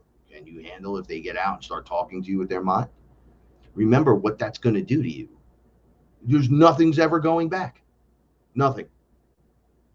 It's like when you burn down the building. It's like everything's inside. That's it. You got to start over. You got to be prepared early and build up to it a little bit every day, and you'll be golden. You'll go fucking glowing, right? And it doesn't matter what I say. I'm not the truth almighty. I'm not that guy, right? I just tell my version of the truth because it's my perspective on my everything. Hoping that it maybe helps you steer your ship a little easier. Like, we're very powerful. I still don't tap into my full powerfulness. Once again, talking all weird. We're very powerful, and we need to understand that. And you need to believe in yourself and believe that your source. If the demon walks in the room and your source, or the vampire comes to the door and you know your source, that's a fucking joke to you. You realize dudes just need a hug. You act accordingly. When I'm under, I'll just be like, I'm not a program. I'm the programmer. I wrote you into the program. Obviously, since you're here, there's a reason for that. I'm the source. Like, what do you want? You're not getting anything more unless you want to go see him for yourself. I'll fucking take you. Hold my hand and let's go. And they're like, no. Because I know. And I think that's why they leave me alone. I had a few situations. So things have been happening to me. I removed a layer with no psychedelics, which was the hardest thing I've ever done. It's like just being totally sober and just getting through one checkpoint to the next, but like the full level. And then when the layer came off, you feel lighter, and you're like, wow, this is completely different again. So I was giving myself a pat on the back, but I had a few things occur. One of them was really weird. So there are these beings that are called atomites, atomics. They have big cone head kind of looking characters. So I had a scenario, an experience where they're doing it now. So they look in at me, and their faces are kind of not, they're like us, but not like us, right? So my eyes are too bulbous. They kind of like fat face and squish a little, and they're focusing, looking at me. I see one, I see another, I see another. Oh, there's three of these guys. Hi, how are you? You guys look human. Wearing white robes. You got gold around your neck. Are you? Obviously, we're underground in a cave. It had to be that. And there was like a strip, and I thought that was the strip was the altar. It was designed with different shit on the sides, and these guys, one guy was standing at the end of it, and like in a triangle they were standing. So they were doing like a witch's 3 around the inside of the circle with a design inside that looked just very pretty from where I was. And as I go to get closer to them and talk to them, I noticed that they forced me into the circle mentally. They were like, I kind of floated through and was like just floating there. And like I wanted to go up to one of them, but I couldn't.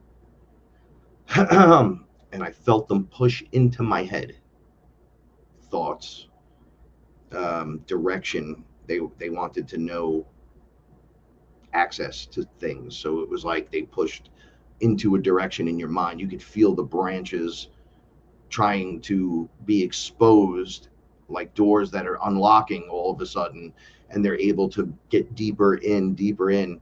So they didn't get very deep. They got shallow deep, and they started talking to me. And I said, yo, the fuck is wrong with you?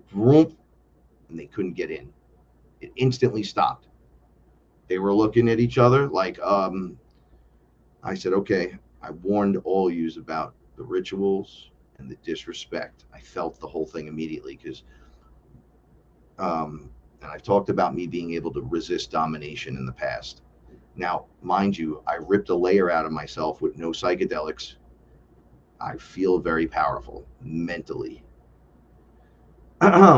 but you don't know how powerful you are until you put it to the test. Can you stop one of these guys from reading your mind? It's very difficult. However, on this end now, it's not really hard. It's not really hard. I was just thinking, no, get out. Calm. I remember going, light sword time. I warned all you, right? I said, the circle doesn't protect you. This doesn't protect you. You realize that. And one at a time, I took my light. So I said, you get no cake, 3 of you, for this bullshit.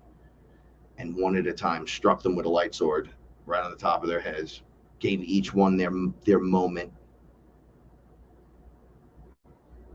I leave, kind of kick over a bunch of shit like, yeah, go fuck yourself. I'm out of here.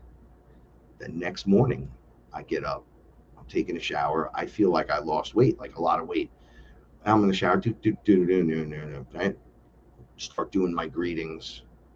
My guide comes. Yo, you all right? I'm like, of course I'm all right. Obviously, you know I'm okay. I'm taking a shower. I'm about to start singing. I'll sing you a glorious fucking song. Pick a song from my playlist we're going to sing. And they're like, you're not even going to congratulate yourself? And I'm like, I have no idea what you're talking about. They're like, okay, you have no idea. You don't remember anything that happened last night, which was actually in the morning it happened, like late at night into the early morning. So I'm like, no. I have a million thoughts that I'm concerned with. And he said, you took out those 3 guys last night. You went right into their ritual and started beating the shit out of them. And I went, that happened? And they're like, oh yeah, that happened. They were gunning for you and you took them out with no problem. And then just was like, yeah, whatever. You took it as if it was your imagination. And I said, I didn't even fucking strain. I go, if I was to tell you that the closest thing I would feel that I felt in that scenario, the closest thing to thinking that it might be real in any way, shape, or form, I was like, I felt like they were like a baby, like a baby, like a little, and that I was just smacking them and beating them up or something. That's how easy it was. Like, get out of here, kid, you bother me. It's like, obviously the kid is just a little baby. He can't do shit. So you're just slapping around the little baby. So that's how much stronger you felt than them. The 3 of them, they literally can do what they were trying to do to you, which is what they were trying to do. And I'm like, nah, I didn't even think of it like that. I just told them, you know, you're fucking getting it. I warned people like you to stop doing with the rituals, dressing like you're appropriate and then acting all devious and fucking with people. We're not playing games anymore. Are you source? Can you manifest? Are you magic? If the answer to these 3 questions are yes, then you just might be fucking awesome. Well, when are you going to believe it? So these things got that easy from that. I'm like, whoa, this is some crazy shit. And they're like, yeah, man. Whoa. I'm like, so those guys are physical beings? They're like, yes. You went and did that to them. You showed up and they were like, whoa, grab them. And they kind of scooped you in. I said, it didn't feel like that. It felt like they were just pulling me gently into this spot because it wasn't a long distance. And then I was just floating there, looking at them, trying to figure out what they were doing. I was once again, they were wearing white robes. Do those white robes stain? Shit like that. Are we friends? Is this going to be an enemy standing? Because I didn't feel anything. And then I felt the probing and I was like, that's it. It's a wrap. You guys, I'm not even going to fucking talk to you. I like to make the joke and go, oh, it's cake and we'll squirt you with source energy or something and transmute you. No, you're getting the full service today. Well, how many things do you need to be coincidental in your mind, in your world, for it to be reality? How many successions do you need? Like, there was a point where I fought Abaddon while under mushrooms, the 7th layer, deepest demon thing. I did a whole show on this. And then to find out it was a robot that was projecting shit because we're in a holographic universe, and on that giant empty space that's the checkerboard, there's an actual fucking robot that's there that projects your fear at you, but it's walking in the same space that you can visibly see the checkerboard or the chessboard. It's there. Jumped him, destroyed him, took him down, thought I saved the day for everyone, just to find out, no, you defeated him. Everyone has to do their own defeating of the demon. I'm like, so everyone's got to fight him? They're like, no, you chose to just annihilate. I took him off the chessboard. I was able, with quite a few of you, during meditative moments under, and just attack him head on. We were all this big, and he was the size of me, and we beat him. And they said, it's not about that. It's about letting it go and not being scared.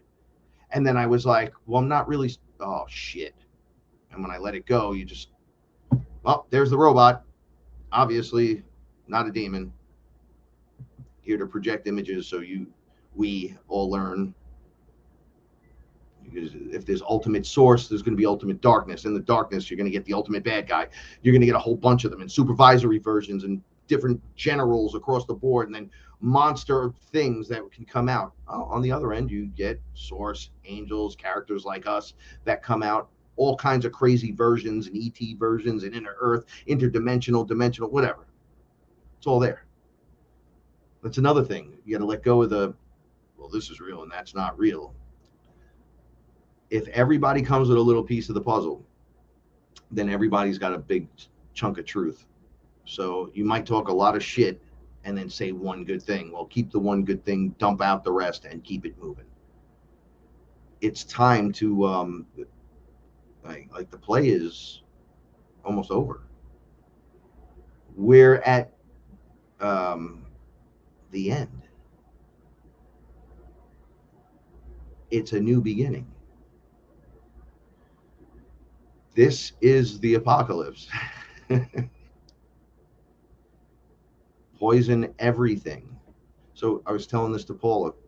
Everything that hurts us on this planet, everything outside of us projecting it and making it happen to ourselves, are all parasites. Everything's parasitical. It either wants to fuck you, eat you, incubate babies inside of you, feed you to the others, can take control of your mind. I know, right? It's all of those things, and those are all parasites. So basically, we're just fighting parasites, and everything else is bullshit. Now that you know that, kill parasites. If it's parasitic, you gotta go. Sorry. Done. Doesn't belong here. It's parasitic. So that means inside of you, as you get rid of it, it'll reveal itself in front of you, and then you get rid of it. Whatever that is. There's so many things that are just parasitic. Just look into this. Think about it. Everything else doesn't mean shit. If you kill all the parasites in you, you fucking heal. Plain and simple. Done. There you go. On the highest level, it gets simpler, but it's also the hardest thing to tell someone. Like, love yourself more, it'll just work. And you're like, this fucking guy would love yourself more. It's like, no, it's going to work. I promise you it'll work. Yeah, all right, whatever. Fuck you. And it's like, obviously, you need to learn how to love a little more because you're being a dick. Right? You don't vibe with the love thing. That's all we got to tell you at this level. Now, if you break that down into detailed analysis, you'll be like, oh my gosh, like there's just too much that I haven't done for me. It's like, yeah, because you're not loving yourself enough. So take time for yourself, enjoy yourself, get your fucking health back, get your mind back. Everything else could fuck off. Don't buy any beer. Don't buy any liquor. Shut down everyone. Don't let anyone, like, oh, the rule is you can't have weed. Oh, what's the first thing you do?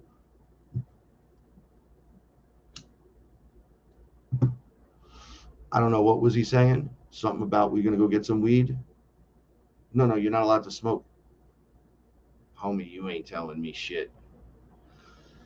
Am I hurting you? No. Am I hurting me? No. Fuck off. Hurting anyone else out there? Anyone hurting? Let me think. Hey, chat room, I'm curious. Is this hurting you? Parasitic thought. All right, I got to look at. I have not looked at the chat. I am so sorry.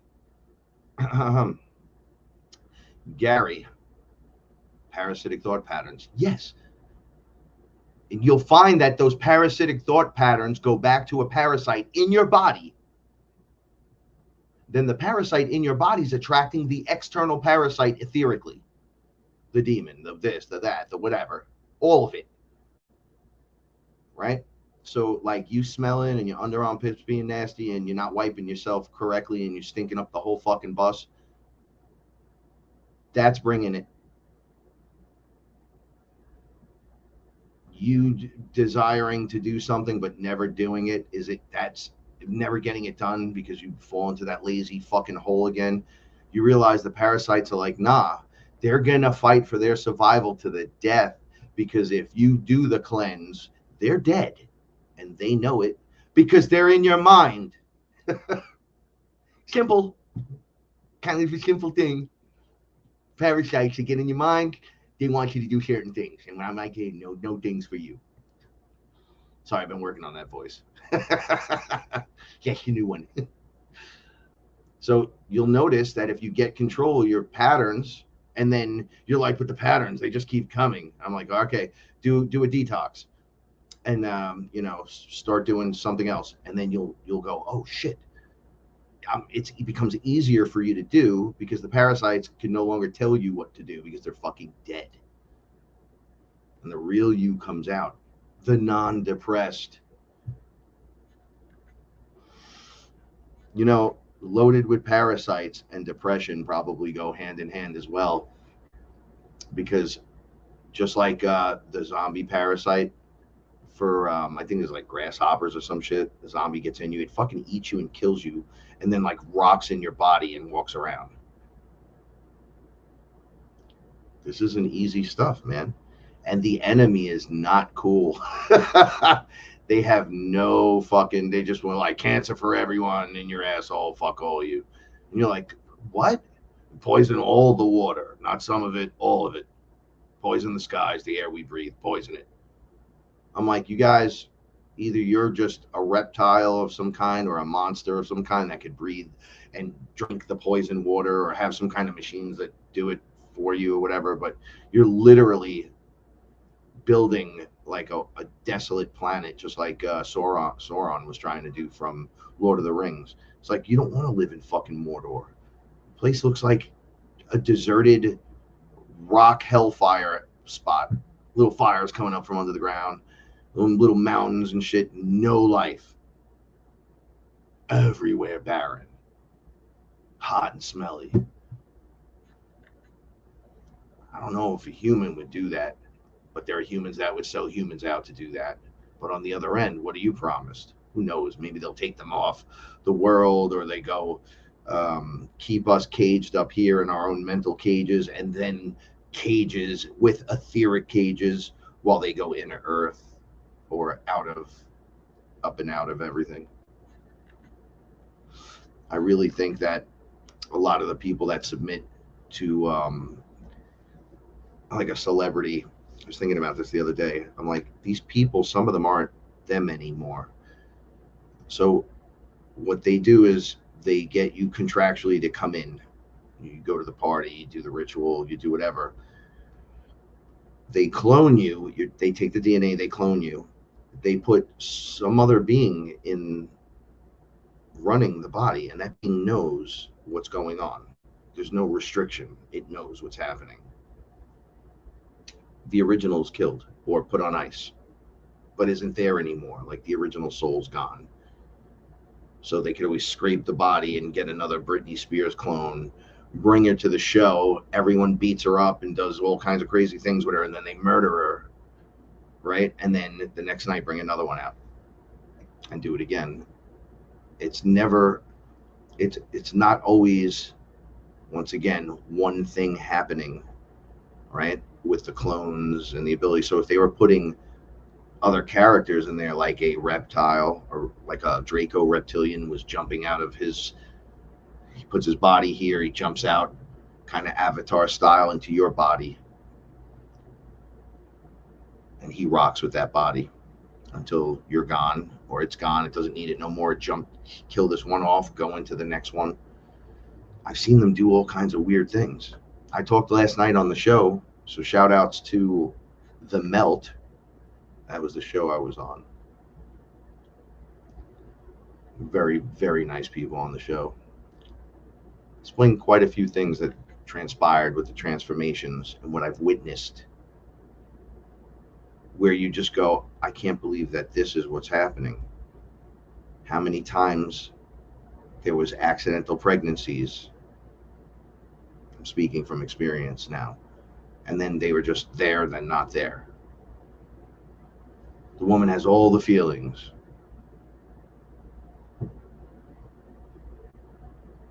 And then shortly soon after, everything just stops and it's all gone. I've watched them taking and inserting them in and out of the women. And I'm like, are you fucking serious? They're like, yeah, we only need it to rock in the woman for that long. And then we just take it and put it in the fucking petri dish, whatever. And you're like, oh. So when people say, well, it's only this that's going on and they're only doing this, no, it's almost like you got to deal with whatever's in front of you, because that's already crazy enough. And then know that there's just more in this world occurring. Crazy stuff. Crazy, out of control. Shout outs to Dawn. Shout outs to Lexi. I love you, Lexi, so much. Shout outs to Michael and New World Disorder. Lucky Gypsy. Alice, how you doing? La Mer, what's up? Oh man, thank you everybody for coming tonight. LDC Galactica, what's up? Awesome. Wow, I'm sorry if I missed a question or anything. If you guys want to ask me anything, I'm all for it. Okay, here's another thing. So Lexi, you just totally triggered it. Electronic warfare. So all the things I talked about with my attack, what they did to me, and what I witnessed and watched them use against me, all this is out now. It started with LRAD weapons, EMF, I think it's ELF, electronic low frequency, whatever, that they'd be shooting this at us from either high up or outside in the van. We've gotten way past the point where you can just go now and see the patents. So all this stuff, I think we did a show and I had the patent up. That shit is really weird to see the thing they used on you. Concentric circles coming out of the weapon. They just pointed at you and whoop, whoop, whoop, whoop, whoop. That's all you hear. But once it knocks you out of your body, you see that it's like little rings getting bigger and bigger, like little smoke rings coming at you. It looks like bagels. Boom, boom, boom, boom, boom, boom, boom, boom, boom. And then it goes faster and faster and faster. Boom, you're out of your body. All they do is turn it up. Okay, he go from 3 to 5. He's out of his body. You could fight these weapons. Once you get a drip of it, and you understand that some of this things that maybe you thought you were crazy because they were driving you crazy, but nobody could be experiencing this. But there's got to be somebody out there. I don't know. I don't want to say nothing. Then you're hearing this, and then you see patents for it, and you realize that they can talk to you, they can enter you, they can enter your home. They could. The latest one was tech on walking through walls, right? But you're not walking through walls. The wall's not fucking there. They're using tech to see what's really there, which is not a wall. I don't know how to explain this. So the next frequency up, where beings reside, where they can see you and you can't see them, but they're 100% aware that you're there. They use tech to just come right in and do stuff. So to you, it looks like they're walking through the wall. But like what they said to me, and I did not understand at the time, even though when I was out of my body, I saw that the architecture wasn't rendered yet in the area that I was in. So I could see the outlines. I could see that the desk is there, but it's not filled in. So it's not hard. And they're just walking through it. So it was like walking through a blueprint, but it wasn't blue. The whole area was just the area. And I was like, so it's the exact same shit, but none of this shit's real? But the floor is real, and then the ceiling's real. And they're like, yeah, you're not really off the pad. What do you mean I'm not off the fucking pad? What does that even mean? Once again, it goes back to, this is crazy. Inside the torus field, the donut that lays flat, it like collapses in on itself. So I'm like, well, if that's the case, when I get in my car and drive to Florida, am I moving or is everything else moving? And it's everything else is moving. That's the weirdest shit. So you don't really go anywhere. It just moves around you. So it looks like you have, but you've never left the fucking pad. I'm like, what? So they walk right in on me from there. And then whatever they had to do to themselves to be physically here now. So they would hit the table now. They're not going to come through the wall. Just think if you had a device and you flipped it and made a sound, and you walked right through the wall. You're still standing on the floor. You didn't fall through the fucking floor. Why not? Well, because it's a frequency shift. You got to shift into the frequency and then do your thing. Like, holy sheep shit. This is fucking crazy. Well, they came in and beat the shit out of me. They got me out of my body and tried to suicide me. Left a fucking scar on my head and fucking hit me with a gun to the back of my head. I've never been hit like that. I was like, yo, he just like hit me here. Bang, with the butt of the gun. And I dropped like a sack of potatoes. Like, dude, I've never been hit like that. It was like getting hit by a car. And then I was getting up like, oh shit, they're in the fucking room with me. And the ET was explaining how to leave me here so she'll find me dead and they won't know if it's a heart attack, this, that, it won't matter. One guy was like, yeah, he's just another Max Spears. And I'm like, Max Spears? That's the guy they murdered. Oh, I was like, get the fuck out of here. So I fought my way back. They left me alone. But from where I jumped out of my body, when I was knocked out of my body and saw what was going on, I was in the area they were, but they had to use, they were like in this area and there were humans there. I don't know if they were using the tech there and then coming here and using it or vice versa. I was so confused because I could see all of them and they could see everyone. You could see, I saw my neighbors, they were frozen, just looking up. And I'm like, oh shit. And the ET says to me, wait. I said, how'd you do that? He came right through, right here, through the screen and everything. And I freaked the fuck out. And I walked over here and then men came in behind me and I was like, and I go, how did you do that? And he goes, wait till you realize the wall's not there. And then they fucking shot me out of my body with the weapon. It was like a sonic frequency thing. And when I was out of my body, I saw from what they were seeing. And I was like, motherfucker, there's no walls. The walls are there, but they're doing something to jump into our area. And they're in the area where everyone could watch, but not interfere until you flip this switch and you could smack someone or something. I'm like, this is crazy. This is fucking crazy. I was like, the ET was like explaining to the human men, military guys who were wearing all black. They even had machine gun clips. I don't have any guns, so sliding in here, sliding in here, sliding in here, like on G.I. Joe characters. Full mask, hat. One guy had a hat, and I looked him right in the eye and said, I'll find you. I'm a shaman. I'll find each and every human. I go, this little ugly motherfucker, I don't know. You all look alike to me. And they were like, what? I was like, well, you I'll find. And the next thing I know, I'm out of my body. Like, I'm dead. I think I'm dead. That's how fast it works. And then I just tried diving into my body. Eventually, I just broke through what was like a frequency bubble. They were just holding it over me. I guess you hold it over so the soul can't jump back in. for a minute or two, and that's it. They're dead. The body's dead. The soul moves on. Because the ET said, "Don't look at him. Look at me. He can't hurt you like this." And I was like, "I'm fucking dead. They killed me. No way. I gotta try, at least try." And boom, tried. Took me a few times. I took my elbow and pierced it, and then fell into it, like it slipped open, and I just whoop right in. And I got up, and the guy hit me right in the back of the head with his gun. I was like, "Oh shit, they're really." Oh man, I was having the worst night. That was the worst fucking night.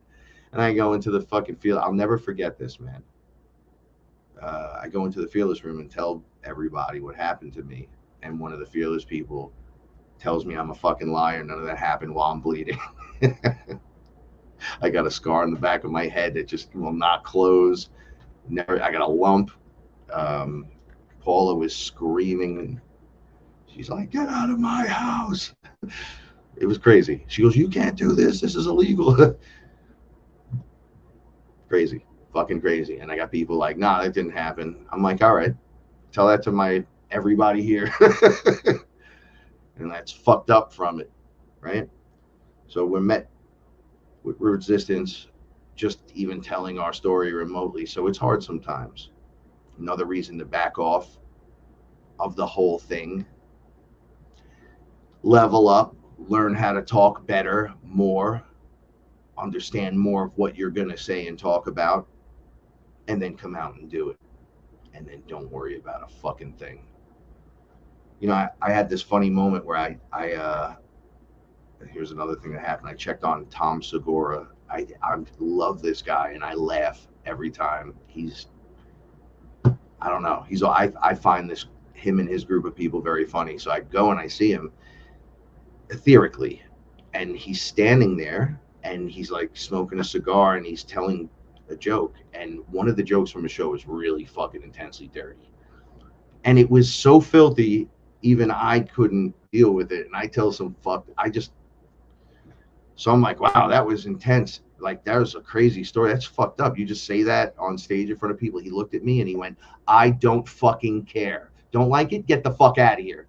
And I'm like, "Hey, I'm a fan. I just came over. Get the fuck out of here. You don't like it." Because I don't care. And then he just ignored me.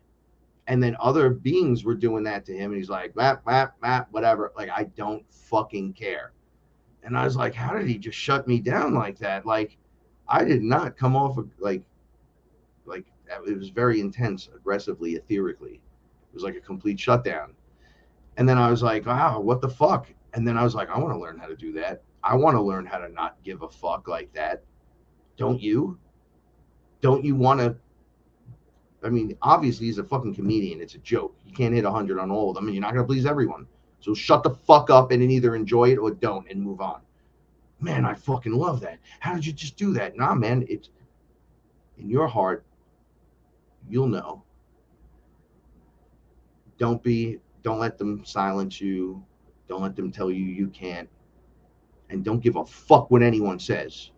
As long as you're not hurt. Did I hurt anyone? Well, you hurt people's feelings. That doesn't count. I hurt people's feelings all the time by, "Oh my God, he's like that. I can't, I'm triggered. All I said was good morning." So you're not going to win. So instead of getting offended by it, it's like, teach me how to do that shit. And he didn't. I had to learn on my own. Never saw him again. Never even went back to even check in. Because I feel like that was a teacher moment from a guy, just from another creator doing his creation, and then me coming over and just making a comment and him being like, "Yeah, nobody cares. Fuck out of here, stupid." And just continue on his path. And I'm like, that's powerful, man, to just be able to be like, nah, I want to learn that. So how do you do that? Oh, you start teaching yourself. You ask your higher self, "Hey, man," but then you're going to get presented with things. I used to, if people would stand out, this is something I just would do. There's always a person that is asking for money in front of most of the stores that are big around here. So they're like panhandlers. smoking cigarettes, but they need cigarettes, they have no money, and then you feel bad. But so I used to just go, hey, get the fuck out of my way, because I'd be with my girl all the time. Paula has a disability. She walks with a fucking limp. She can't raise her arm. She's got no fucking cartilage in her shoulder and in her foot. She's only like 4'2", 100 pounds, 110 pounds. You're 240 pounds. You're like, bro, you got money. Get the fuck out of here, bro. Straight. People would be like, oh, he's obviously going to punch this guy. I make it known right away. Oh, I stopped doing that. The other day, there's another one I have a problem with. I go into Rite Aid. I have to get allergy medicine, and I'm with Paula. He fucking looks right at me.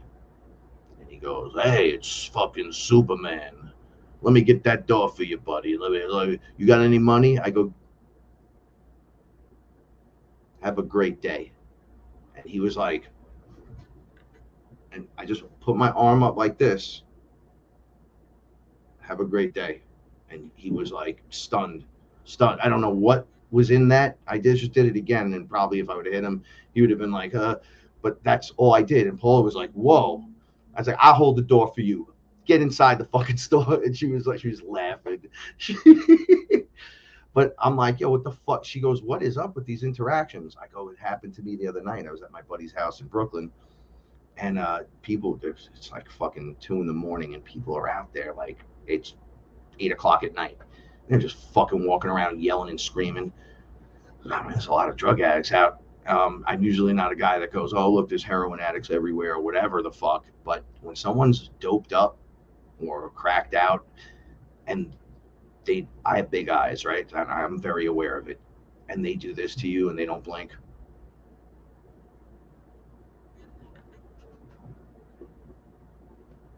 You got everything, man. And you're like, what? Fuck out of here. So I'm sitting with my friend in my car. Dude fucking sees me, walks right up to me, staring, but on the other side of the car. So my boy's like, oh shit. I'm thinking I'm going to get out of the car and beat the shit out of him. So he says something to me and I go, demon, be gone. Get the fuck out of here, right? But I said it just the way he said whatever he said to me, because that's the thing I do. I go, demon, be gone. It's a joke. Everyone just get the fuck out of here. And he looked, he pointed down and then looked and then just walked away. I put this to the test. I said, I told my buddy, I said, yo, man, be walking down the street, like 100 people, bus stop, coming out of the train, everything. And I'll be like, what did I say that day? No demon can approach me, or something to that effect. And I said it a couple of times. And then I had KG, shouts to Sons of the Sun. He had sent me new beats. So I'm just listening to it and I'm like rhyming that to the new beat, just over and over, saying it over and over. And when I tell you everyone got the fuck out of my way and all I did was walk, I said, yo, every light turned green. I told Paula, I wish you were there for this one. She goes, I've seen you do that one. I go, nah, this was insane. One guy was looking at me. He was walking right at me. And I was just singing it low. I had my earphone things in. And he just went and then turned and walked this other direction, just away from me. And I was like, this is really weird. This is working. It's like, no, it's kind of like the nobody's going to break my stride. Nobody's going to slow me down song lyric, right? You start believing that. And then you're like, nobody's going to get in my way. You were specific. No one with a demon is going to be able to approach me. No one. And they see your light. The demon knows it's you. They look and they see that you're doing your thing. And they're like, well, he's unapproachable. Because they know the next thing is transmutation. Or at least enough to where they won't be able to affect the environment for a little bit. They like go back inside their host parasitically. They'll shrink and go inside. And then you'll get the real person for a few minutes. Hey, it is good to see you. They'll go from looking at you like there's a scheme or a scam, or they're going to do something to you. I got to somehow look tough before you walk up to me, to, hey, how's it going, buddy? And you're like, yeah, it's good to see you. You know, do you send love ahead? I said, send love ahead of your day. I'm about to go to the store, do something. I'm going to send love to the trip there and back. Make sure you really ground in and you fucking say it, and then you go. You get a fucking perfect parking spot. There's traffic, but you don't feel it. Everything goes smoothly. You somehow get a space, which is impossible around here. Although I do it all the time. It's the craziest shit. You got to put yourself to the test. Know that the test, you close out cycles and circles when you do that, by the way. So by you testing it, you know that you've had the exam, or you're either that or leading up to it, and you'll know, because you'll feel it. You'll have an understanding. There'll be a scenario and it'll switch it up where you can be a total weirdo and be a dick to someone like the cashier, but you just go in your mind, even though you want to go, you stupid fuck, you piece of shit, you don't do that. Even though in the back it's doing that, you go quiet yourself and you just go, I love you. I still love you so fucking much. Whatever. I'm sending love. I don't even give a shit. And they just go, oh, thanks, hon. Have a great day. Bye. And you're like, whoa, cut that one off. That's like taking out the Hydra right there. So it's just like an intense, forced love. And it's not like a fuck you, but it starts with that weird thought, like, oh, look at this. Fucking. You just don't even concern yourself with it. It's not my job to get into your details all fucking day. So I just send hard, like, just love right at it. And just love you.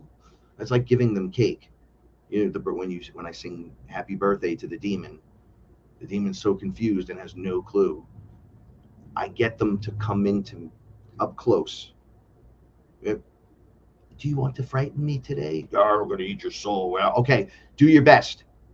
Okay, you ready? Wait. Wait. There we go. Okay, go. Is that the best you got? Well, did we go? Did you go? Oh, that's impressive. My turn. And they're just like, just look at my face, hasn't changed. And they're like, they went for broke. They're right here on you. I'll fucking eat everyone. Oh, that's cool. Anyone ever sing happy birthday to you, bro? Happy born day. I was not born. I was whatever. Okay, hear me out. There's one day you weren't there, and then one day you were, right? Oh yeah. Do you remember the day that you were there, Barry? Has anyone congratulated you on it? Look, the demon's already out. It's having the conversation with me because it really wants the conversation with you. It really desires, because it's a version of you out there that's doing that shit. Because we're everything all at once. All right. In the now moment, in the sphere of everything. And then I pull out the cake instead of the light sword. I explain, if you blow out the candle, it's great because it's like blowing out the light. The darkness wins. When you want the cake in the shape of a baby, come on, blow out the candle. Do it. I'll sing to you. And it's just like, what? I'm like, happy birthday. And it blows out the candle. And the minute it does it, I smash it. Everything that would have been in the light sword is just in the cake. There's no more problem in the room. I've done this to so many beings that they know about it. And I'll start singing and they'll go, no, happy birthday today. We're not dealing with that. We're not even here. Bye. If you have one and try to enter that little bit, I'm going to feed everyone in a minute. In my home, your demon stays the fuck outside. You can't even stay in the person. You got to be outside. People come in 30 seconds acting like their true self. You set your parameters within you and around you. You check on them. This is the practice. And then it just goes live. Because then one day it happens. One day it tries you. And you're already set up. You're prepared for the whole thing. You've been there the whole time. And remember, it's your imagination fuels your abilities etherically. Like your soul power is fueled by imagination.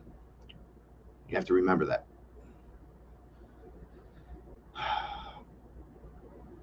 Yeah, the Vax has so many fucking things wrong with it. I'm gonna go into the chat room because I haven't been in there. Let's see. Yeah, the Vax is just a complete mess. So you find out yesterday that with the Vaxes, which we already knew, not all of them were spiked. So 20% of the Moderna first round had nothing in it. It was just saline. So once again, showing you that you're not even getting COVID, or you might get COVID and you think you're down, you're not down, with a placebo. And then so everyone doesn't get sick at once. And they do it in different areas. So they record what area they do it in. So in this zip code, this many people, and in that zip code, everyone got the fake one, just so everyone doesn't get sick and die at once. And it does everything from enhanced cancer to 5G fucking nano stuff and more and more. Control your body, zombie apocalypse, enhancing you by dehancing you, right? Like they're like, oh, we plugged you into the system, but however, when we tested your genes, you no longer fit the gene scope of a human being. You're missing this one here, which makes you subhuman or a different class of human. And that makes the Constitution not work for you. Wait, what? Well, you're not Homo sapien. You're Homo sapien poopy parasite. So you don't get the rights that we get. So slaves. This is what they're doing. So just you can see it from every direction. Fucking Walmart's closing and opening is they're gonna transform those places into fucking FEMA camps. That's what they're there for. Just like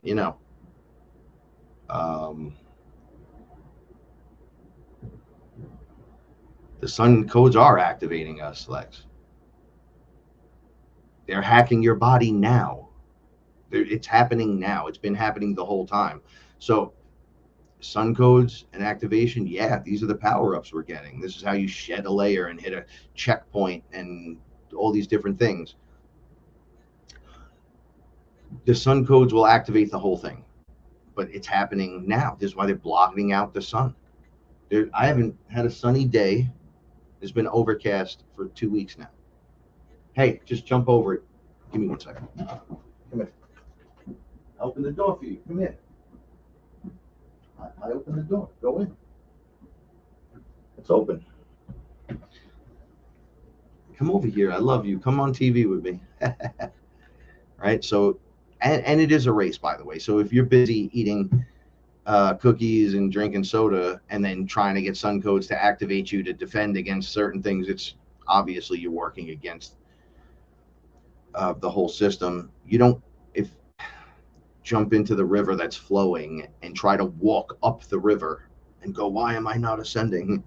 You got to just let go and flow and go, and it's all happening. So we're up over our head already. So wizards have to be doing wizard shit right now. We don't have time for later. Well, you don't, or they don't. So nobody specific. You know what I mean, right? So this is why I went inside myself. I didn't want to listen to everyone's experiences out there, like all the different other beings like me putting the information out. Like I don't want to hear it right now. I want to do music and separate from Joe and his funky delic dummy bunch. AOC is right here. Her office is right down here, and it's like right all the time, right? And I'm only limited to what I can do. And I grew up around grumpy people, so I had to go into my shell so I could come out with superpowers. So they're hacking you while you're doing that. while you're paying attention. That's how they hack you. If you put the vaccine in your body, they're in. They hacked you. If you watch TV all day and eat shit, they hacked you. Doesn't matter, because you'll say, no, they wouldn't hack me, and then you'll see Jesus return on a cloud and be hacked by Bluebeam. And it's like, dude, you got to be unhackable. You got to know the difference between a projection hologram that's going to look crazy and then the real thing when it shows up. And you're like, what the fuck? And it's like, yeah, the hologram that's fake couldn't really rep the real thing when it shows up. How are you going to handle that? What happens when Jesus doesn't come off the cloud and it's all these other fucking things? And you're like, what? And they're like, oh yeah, Jesus is just one of us. He's like one of you, but he's one of us. And he chills up over here. Then what do you do? Right? What happens when you see that and you're like, geez, this is crazy. Right? But to get there, we got to get through this part. But we're right on the precipice of something so crazy.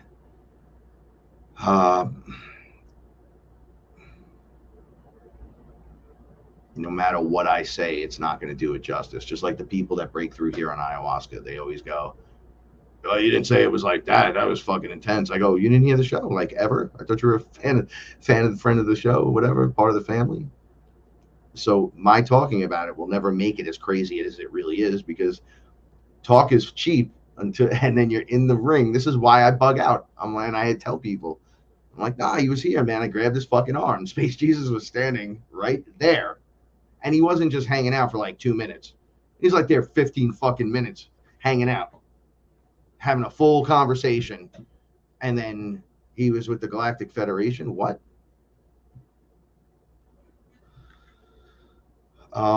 Let's see.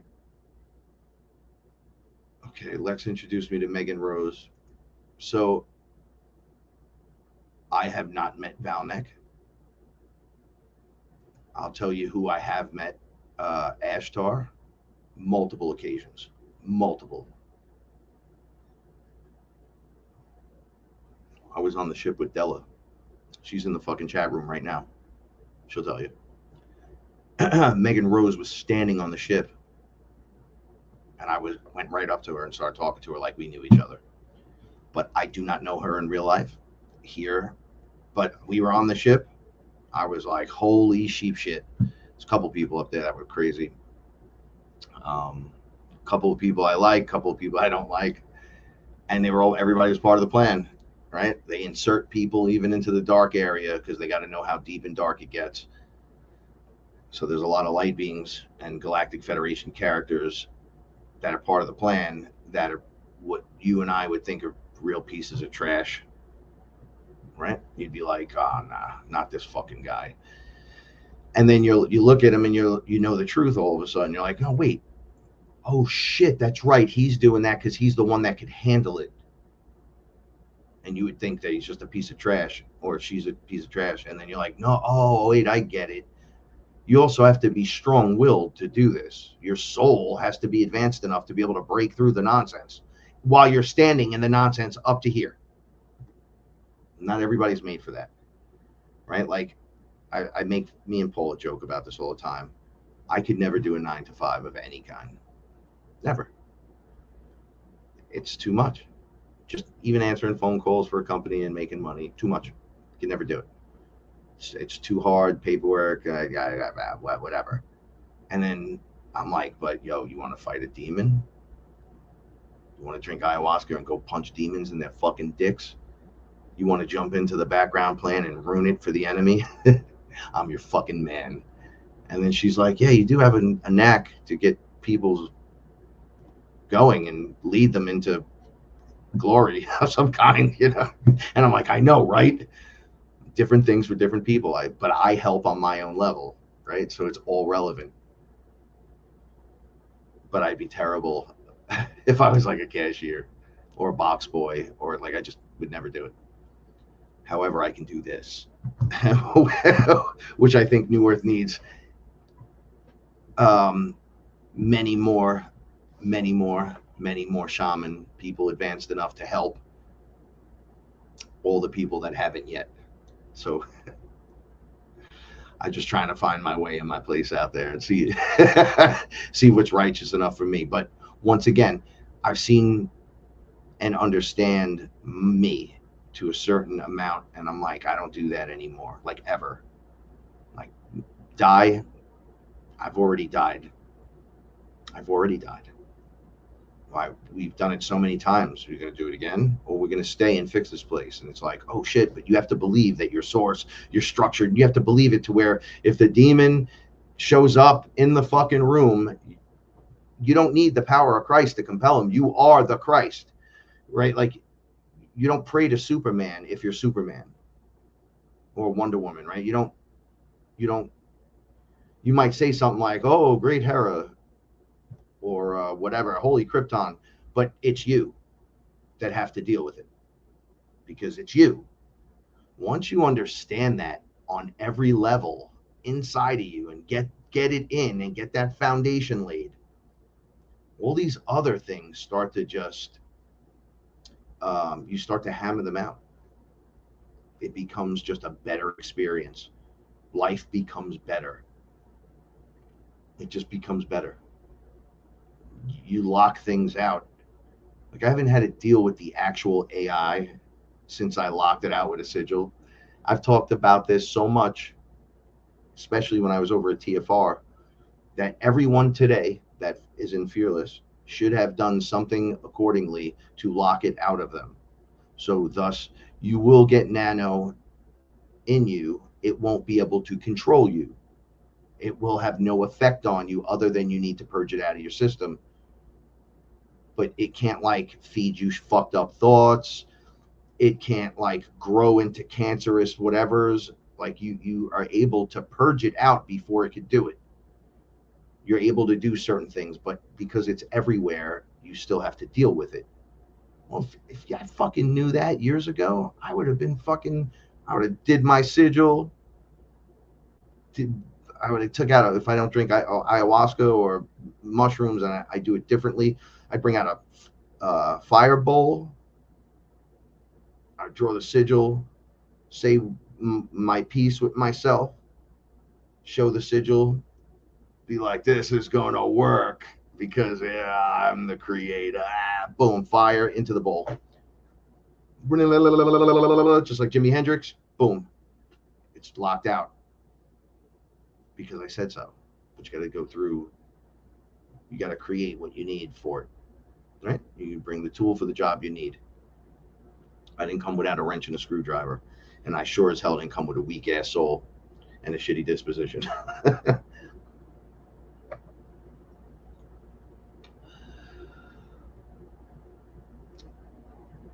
We miss everyone too.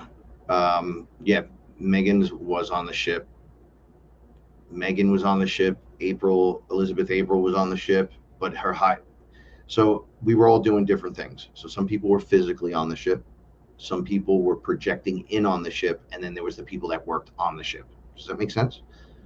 So Della and I were projecting in, although it looked to me that the ship landed on us and then we were just inside of it.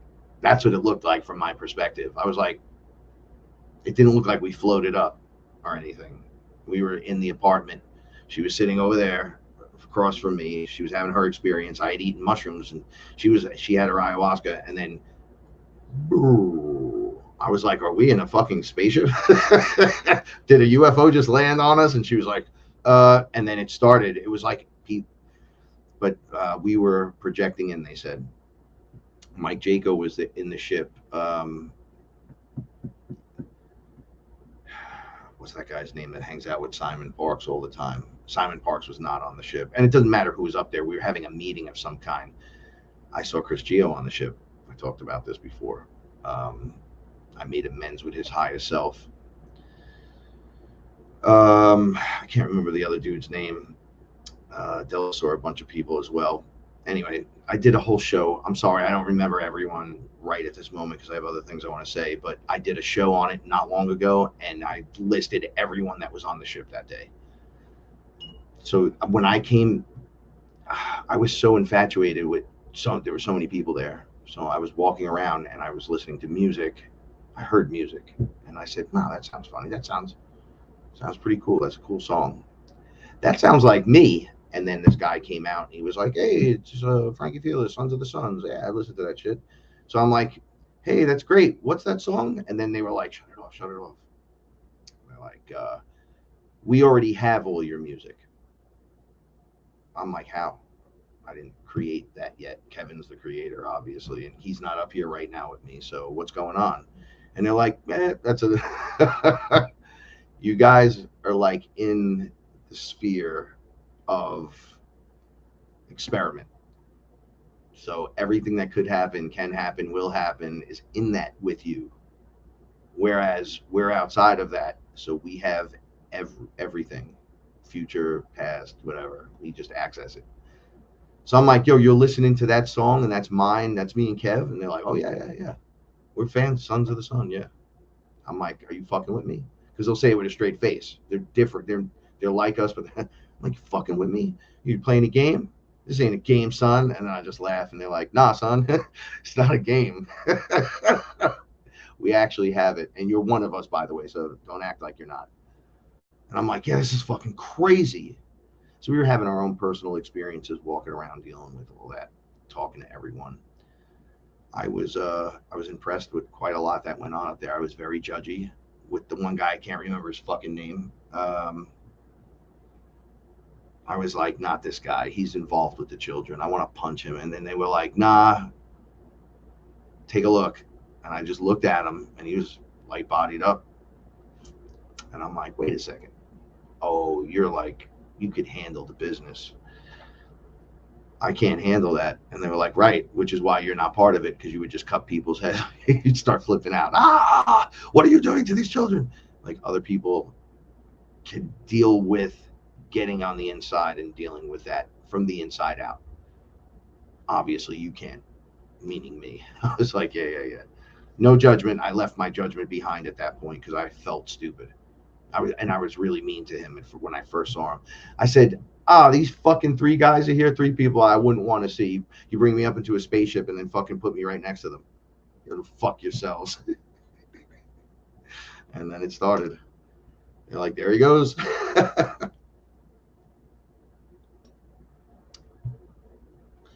But that's what's up. That's what everybody's got something going on. And there's so much heisting and undercover, and it's too much. It's a lot.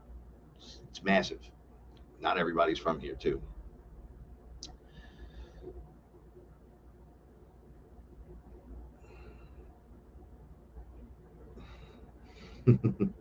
I'm just checking out so you guys know what I'm doing. I'm looking at the chat real quick.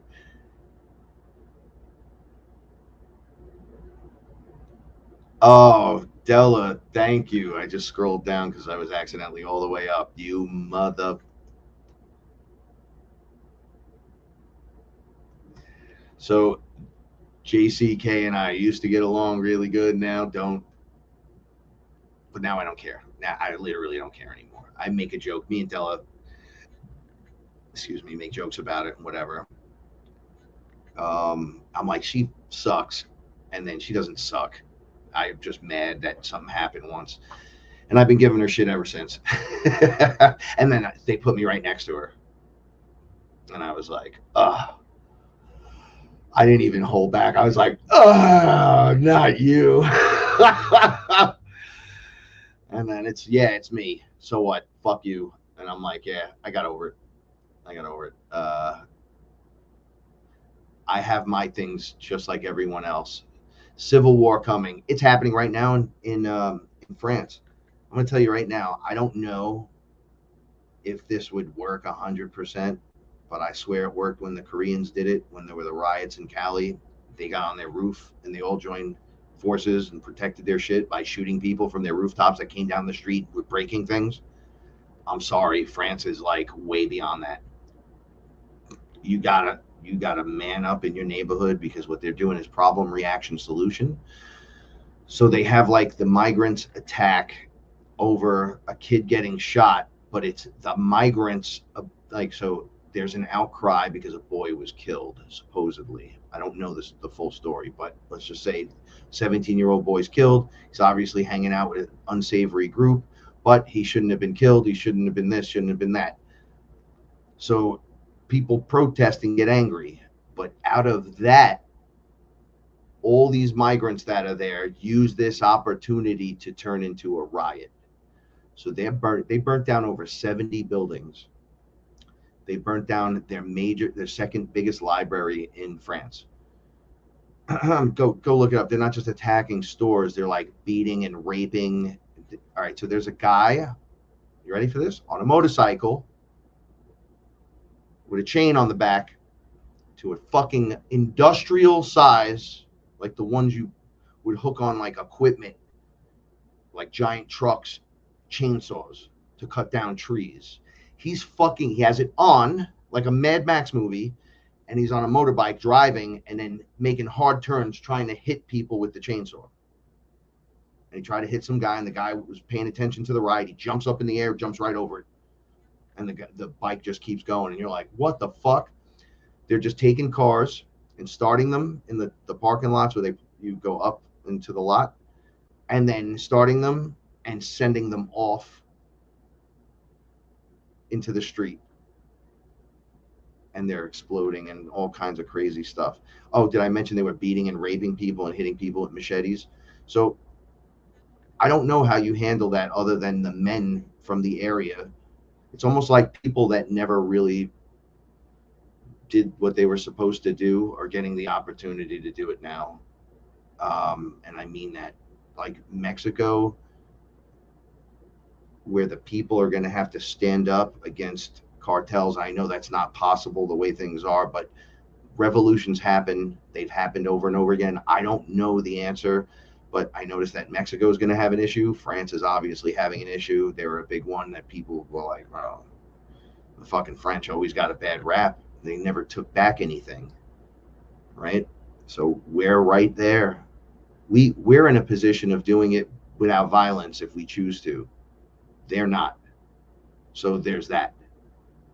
So if it succeeds there, so it's problem, reaction, solution. So the migrants go nuts. So 9% of France's population destroys France. No one steps in, and then 4 days into it or 3 days into it, maybe a week into it, I don't fucking know, they send in troops, like 40,000. And they get everyone under control by shooting everyone and marching down the streets, just shooting you. Yeah, you're on the streets, you're part of this, shoot them. They don't have to shoot to kill. They could, though, if they want to. Problem, reaction, solution. Now you have fucking these dudes you have stormtroopers on the streets, which is what they wanted. So it would benefit you and the locals to defend your area appropriately. So all I'm saying is I haven't seen one migrant knows how to throw a proper punch. By the way, they're all men, military age. Sad thing is they're coming in through Italy.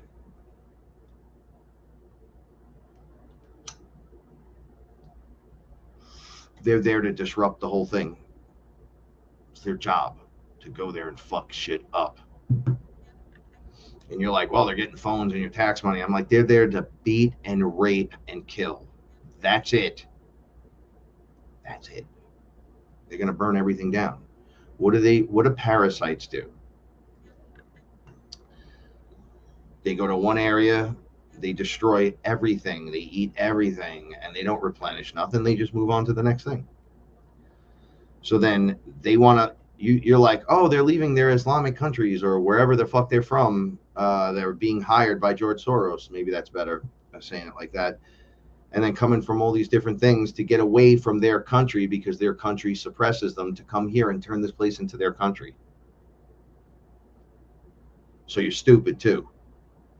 Okay, so this is what they meant by don't give up your guns, because they're going to come in and fucking everything. Don't think it can't happen. We're seeing it happen to people everywhere.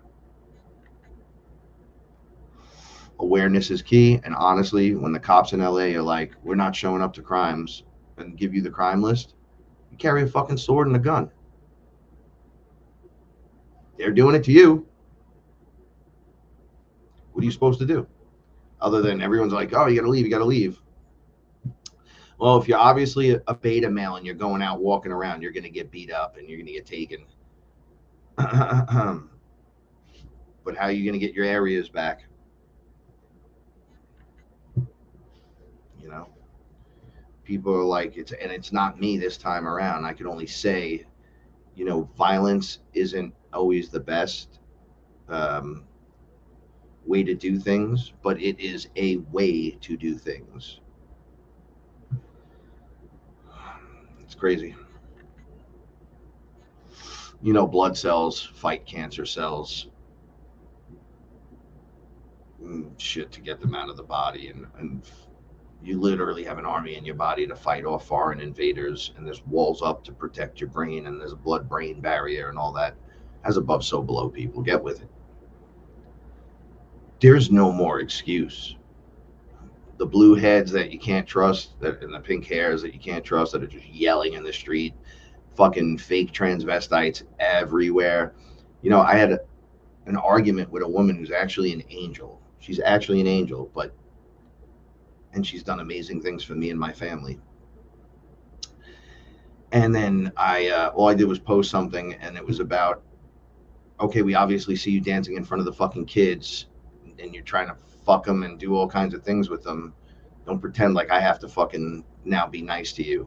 I mean, we see what you're doing. And she was like, oh, those are those Christian motherfuckers, and you give them enough rope and they'll fucking hang you. And then you go a little bit further and they're racist, and you go a little bit further and they fucking rape everyone and tell you you're from Egypt. So some crazy shit. And I'm like, wow, so just completely fuck the kids. And she's like, there's nothing going on. I go, okay, well, here's the pictures of the parade. Oscar, I'm going to put out the food.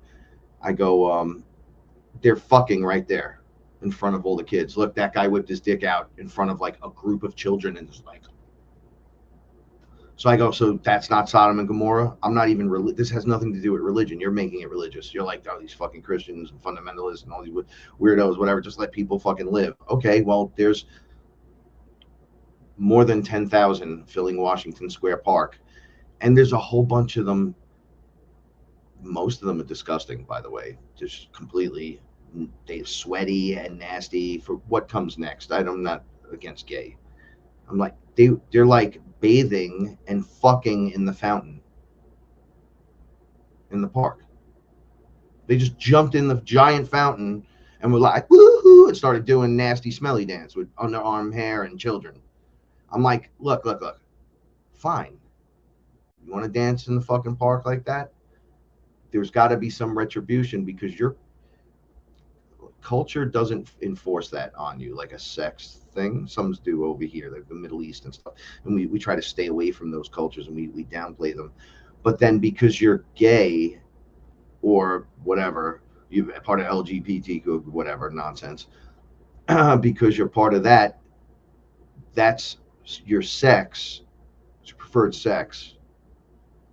It's not your culture. Well, your culture is based on 100% sex, but everybody else's culture is not. And then you're like forcing it on us like it is. Like I would have to force pizza on you because I'm Italian or something, or spaghetti and meatballs or some crazy shit. And it's like, you don't see the difference between fucking children with your agenda and spaghetti and meatballs? There's a problem here. You have a serious problem. Because I used to perform at the Pride parades, because I was hired to do performances less than 15 years ago. So it was like around the year of the first, second, and third Comic-Cons, to put it into perspective. So it was like 2001, 2, 3, getting like 2,500 a show, do 3-4 songs, sometimes 40 minutes. That shit wasn't going on there then. It was nothing like what I saw in Washington Square Park the other day.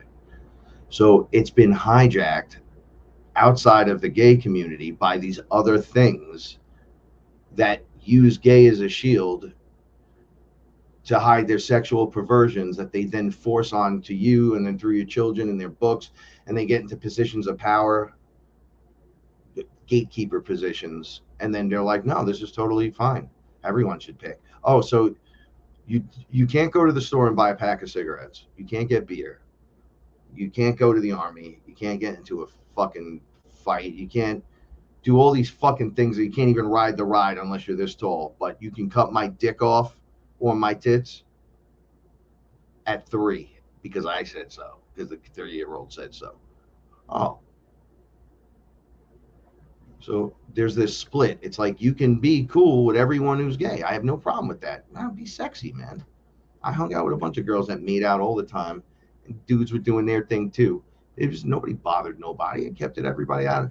If somebody brought a kid in that room and tried to fucking fondle him and whip their dick out or be one of the girls and do something stupid, guess who's getting punched in the fucking grill? Because you're protecting a kid, a child. It's a big difference.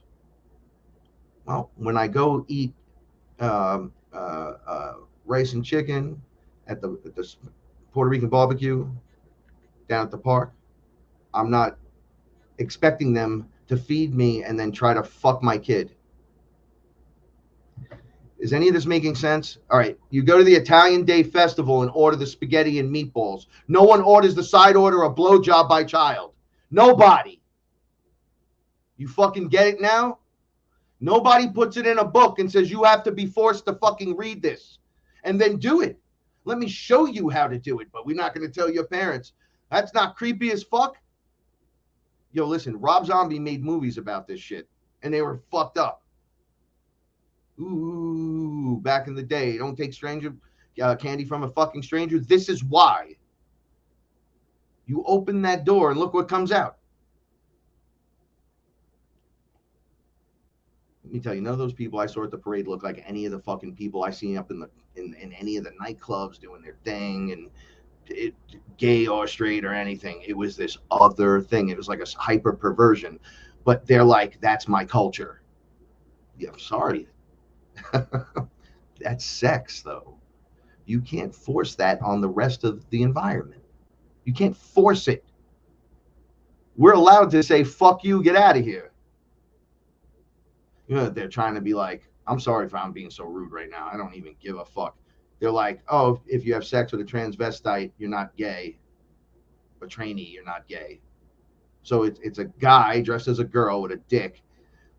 And then if I do something, I'm not gay because it's not a woman. I don't know what's going on here. That's gay as fuck. And you're fucking crazy. You're just making shit up now. You're just, and then you're like, well, you have to believe my fantasy. Oh yeah, you have to believe mine too. You know what that means, right? You're all in trouble. You have to call me by my name then, the great I am, every time you speak. Right? Listen, this is all bullshit. This is child's play at this point. You should be able to see it, maneuver around it. All obstacles, get the fuck out of my path. Anything that you got to take head on, you take head on. You take it head on. If you need to not do one thing and do something else, go do it. If you need to resist, fucking resist. What's the worst that could happen? They fuck you over more? Are you going to kill me more? The fuck out of here. This is our time now. For those of you that understand this, it's time to observe and move on, up and above. You reach frequency by reaching inner peace. That's it. There you go. The UFOs, the aliens, inner Earth, external Earth, everybody else, they're here and they're going to appear. So get ready. Just get ready. I don't know when. The solar event, it's happening non-fucking stop. That's why the sun's changing colors. Right? So,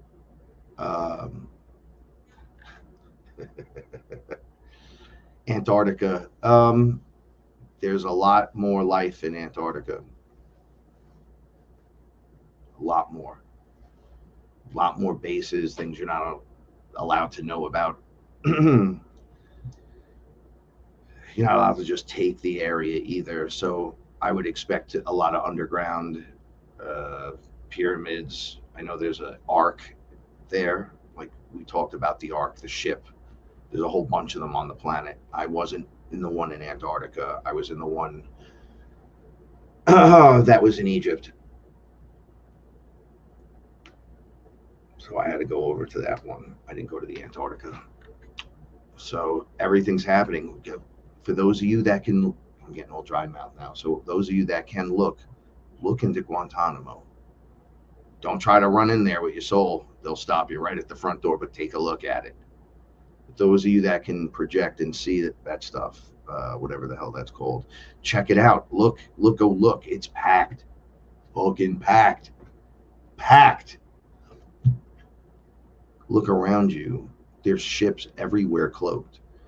There's so much cloud cover right now, especially in America with all the fire, with all the smoke. They're right there. You'll catch them. Remember, if you ask a couple of times, you just be cool.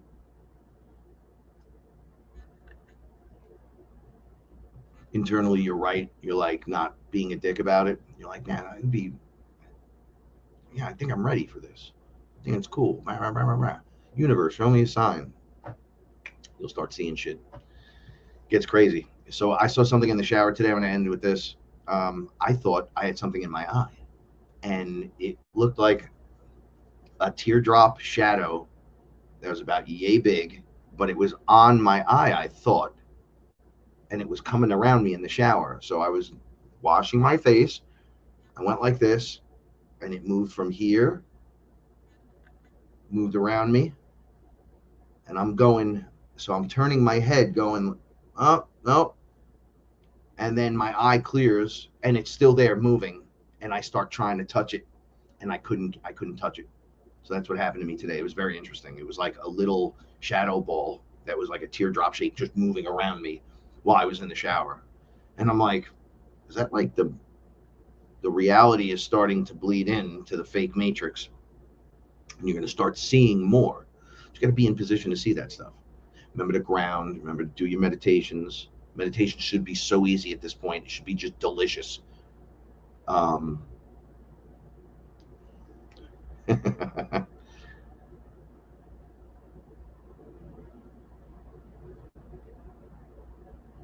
Yeah, I only use the Dawn, the butane. This one too, I guess, right? You think it makes that much of a difference? I only spark that like the blunt. You see, I put it down and I just take a few hits. I can't. The arc lighter is weird to me. Maybe I got to try it though. Definitely got to try it. All right, so yeah. Mind virus is definitely out there. So think of, for a second, the White House. Think of them hanging the pride flags up over the fucking U.S. flag, like higher, and then around it on both sides. Like, that's illegal. Like, you guys, we're watching a script, because that's illegal. Like, they're illegal on so many levels that my mother was like, man, that's illegal. Like, you're not allowed to do that to the flag. You're not allowed to do this to that. They're breaking every fucking federal law. And mind you, they're setting the federal laws and regulations. And then they just skip over them. And they're going to all hang. It's going to be something crazy that we're going to witness. It's probably happening right now. And we're just witnessing last remnants of it. And we're being shown certain things that's already been done. What is it for me to have you? And they have you as well, right? So the bad guys got you, and they make you do certain things. Like, you're going to go on TV and you're going to talk about vaccinations. You're going to say everyone needs to do it. And then I get the information on you, and I have everything now. And I'm like, this is what you're going to do, because we have them. We have you. You're going to go on. You're not going to say nothing to them. You're going to start talking about vaccines, and you're going to say, you should talk to your doctor about getting one. It might not be right for you. And then it starts coming out. This is just an example. And then you start seeing it happening, and you're like, what the fuck is going on? So what is it for me to, if I captured, let's say, Obama, not me personally, like the military had them under lock and key, and we're like, you're going to do what we fucking tell you, right? So now you're going to go sit on that yacht, and you're going to do a photo op, and now you're going to send a tweet about how you're so oppressed because you're black in America and they just got rid of affirmative action. But why you would want affirmative action if you want to. Is it based on your skin color, or is it based on your merit? I know it's hard in the white crazy world. I get it. However, blacks weren't the only slaves, and it's time to get over it. Sorry, none of yous, like, how far out do I have to go as an Italian, Russian Jew? But my grandmother's mother was a slave. They ran away. They broke free. So what do you want to do now? There was more people like that in slavery than there was here in America. Though both are terrible, why are we fighting about this? Can't we just say we were all enslaved at one point and now we're not? And based on the merit of what's got to go on. Okay, so we got a clean house is what you're saying. Right. So what you call white, creepy America, you got your fucking white privilege, which I still haven't found. I had to go to the SNAP office for fucking food stamps like 30 times. Go fuck yourself. Well, there's 100 families in there. Everyone's wearing fresh new clothes. Everyone's got fucking iPhones, backpacks filled with toys and shit. And I'm starving, for real. Get the fuck out of here. So we dropped this and based it on merit. All of a sudden the shit hits the fan. But whose shit's hitting the fan? Is it the fake bots on Twitter?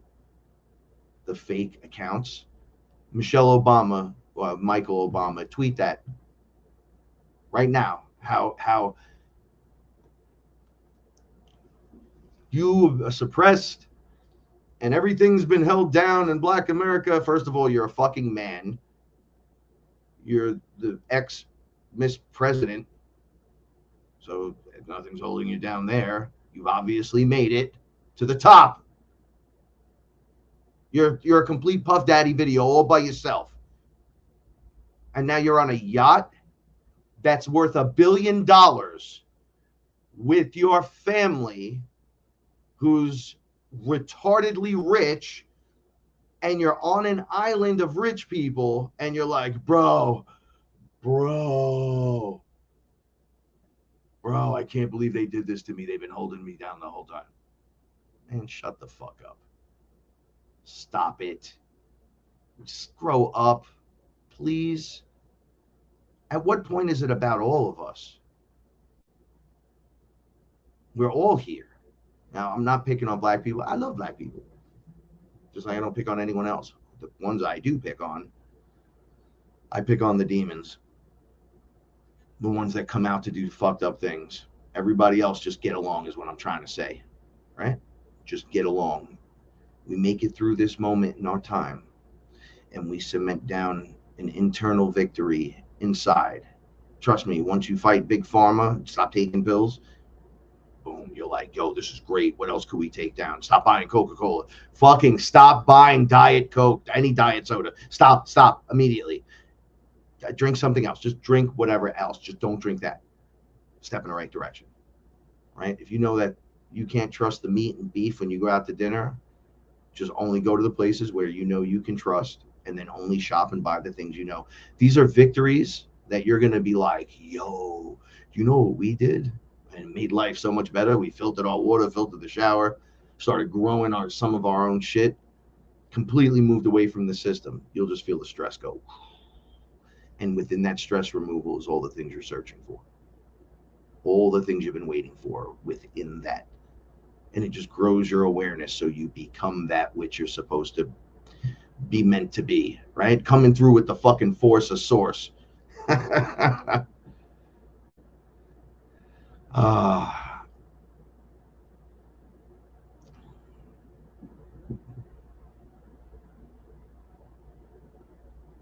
Greetings, Crow. How are you? Yeah, confirmations for sure. This is what I'm talking about. Confirmation. I see some people jumped off. A whole bunch of people jumped off. I don't know if I offended someone. I'm not here to, it doesn't matter. I'm trying to point out stuff that if we overcome the internal struggle you might have with that, you get into a better place spiritually. You can't have aliens and then not like your neighbor because he's another color. That makes no sense. You base on your merit. merit of a man.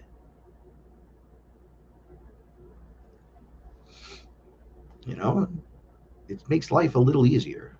You're not going to please everyone, but then again, why are you trying to please Nazis? This is what I'm saying. Nazis, I have a rule against Nazis, right? Here's my rule. They're like roaches. You got to get rid of them immediately, or there's just more roaches. And if you see one or two, there's probably 10.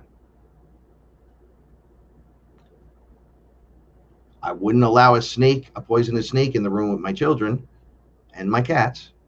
So why would I allow a den of fucking vipers into the room?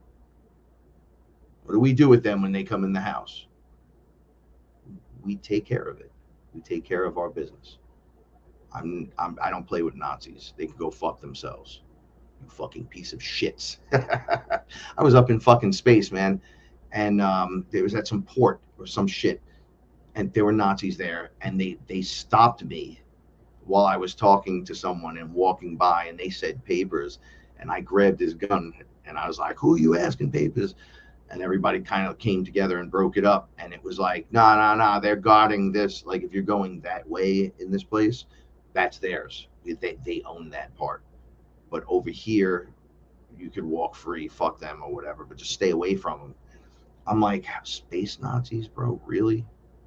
I go into Earth, there's Nazis. I come out here, there's Nazis. What the fuck? And they're like, yeah, they made it, bro. They never lost that war. They really were into that crazy shit and moved into the next position. All right. So everybody stay safe. Oh, so here's a quick thing.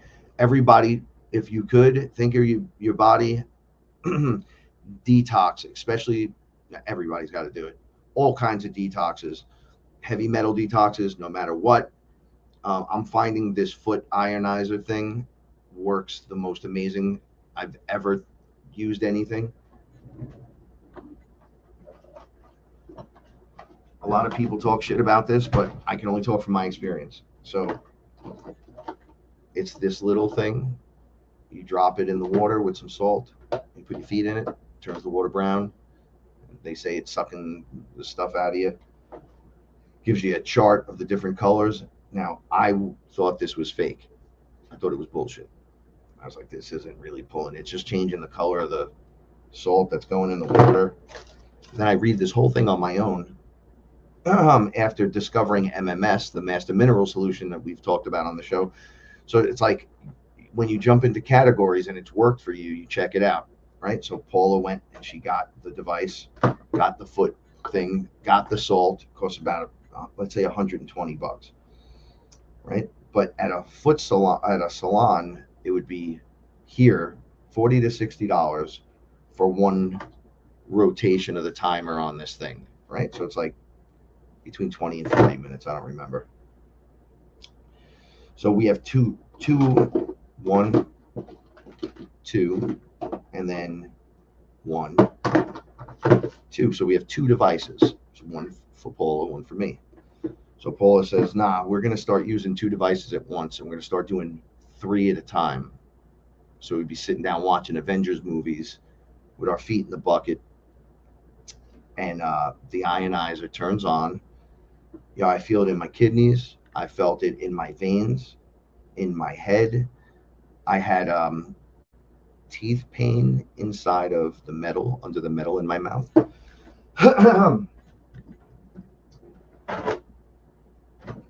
It felt like it did something in there and then killed everything. No pain, nothing. Everything's back to normal, just like the MMS was doing. But the MMS also wasn't working on my kidneys and my liver, which I felt it go through everything.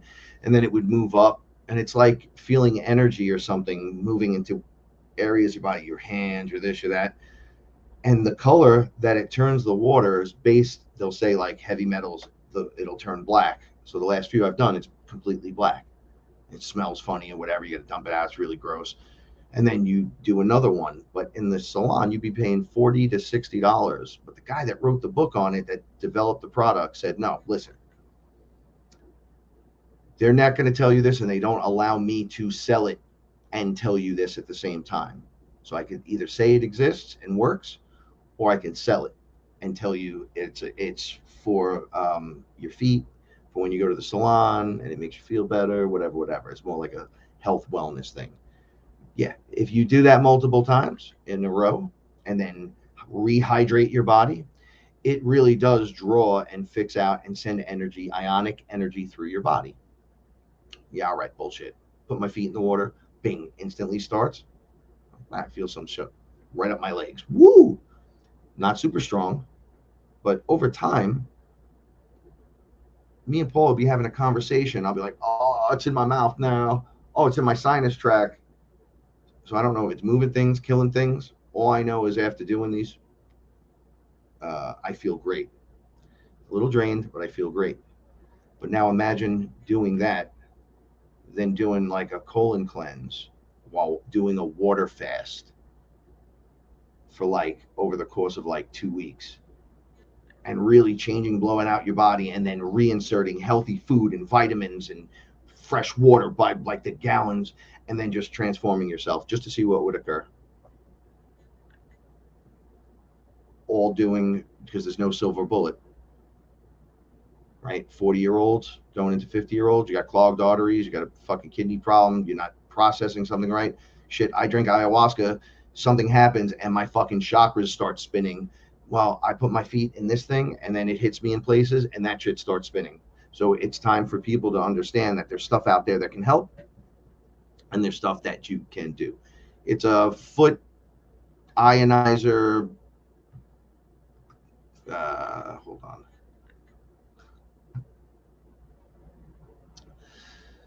I need to find Amazon.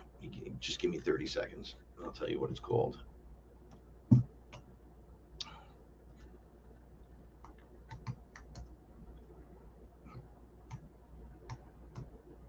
Foot ionizer detox machine, or foot ionizer detoxification machine. All right, they sell like the total package on Amazon. You got to look around a little bit and see, because there's a lot of different people doing things. I'm telling you though, there's ones for 400. You don't need that. I'm looking at the one I have right now. They have them for, here's one for $44.79. Here's one for $119. Here's a really good one that's fucking multiple stars. All the way up, all the way down in price. Here's one for $86, and that has everything. It comes with everything, and you just get like sea salt, and you use sea salt with it, and you put like a scoop. And if you put more salt in, it doesn't work. It ruins it.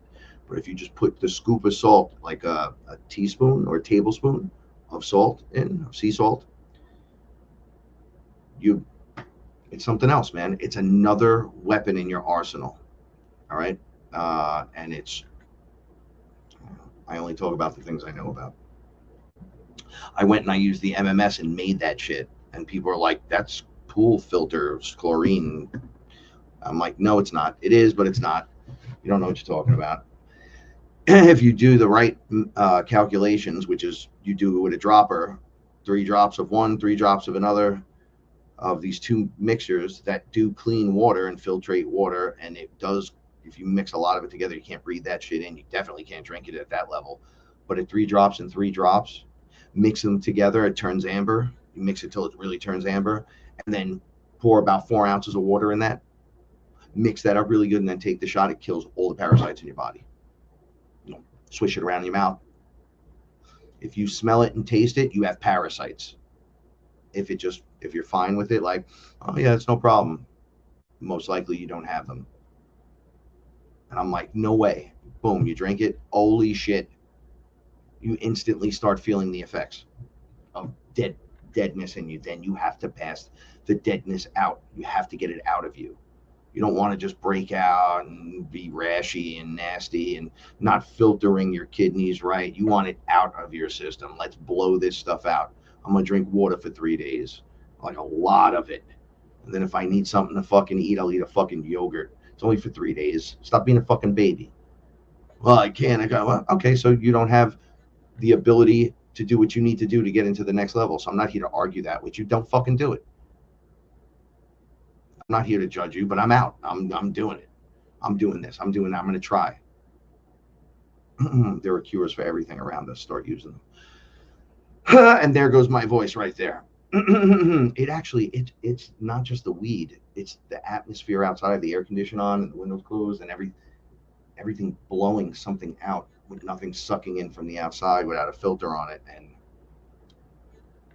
I feel like I'm sitting around a campfire, and it's like the burn from the ash is like going in our faces, and now we're like, I'm talking for 3 hours, and I'm like, oh, I can't. It's like razors at this point. No matter how much lemon water with honey I drink. Okay, so I love you guys. Thank you for being here. Thank you for being with me. Thank you for caring enough to fucking tune in. Thank you for being cool enough to even understand what I'm trying to say and what I do say, and to understanding I'm never attacking you personally. I'm just trying to use the story and the metaphors within it to move us along as a fucking squad, as a deep family cut that gets into the next position, because that's where it's going to blow up really dope.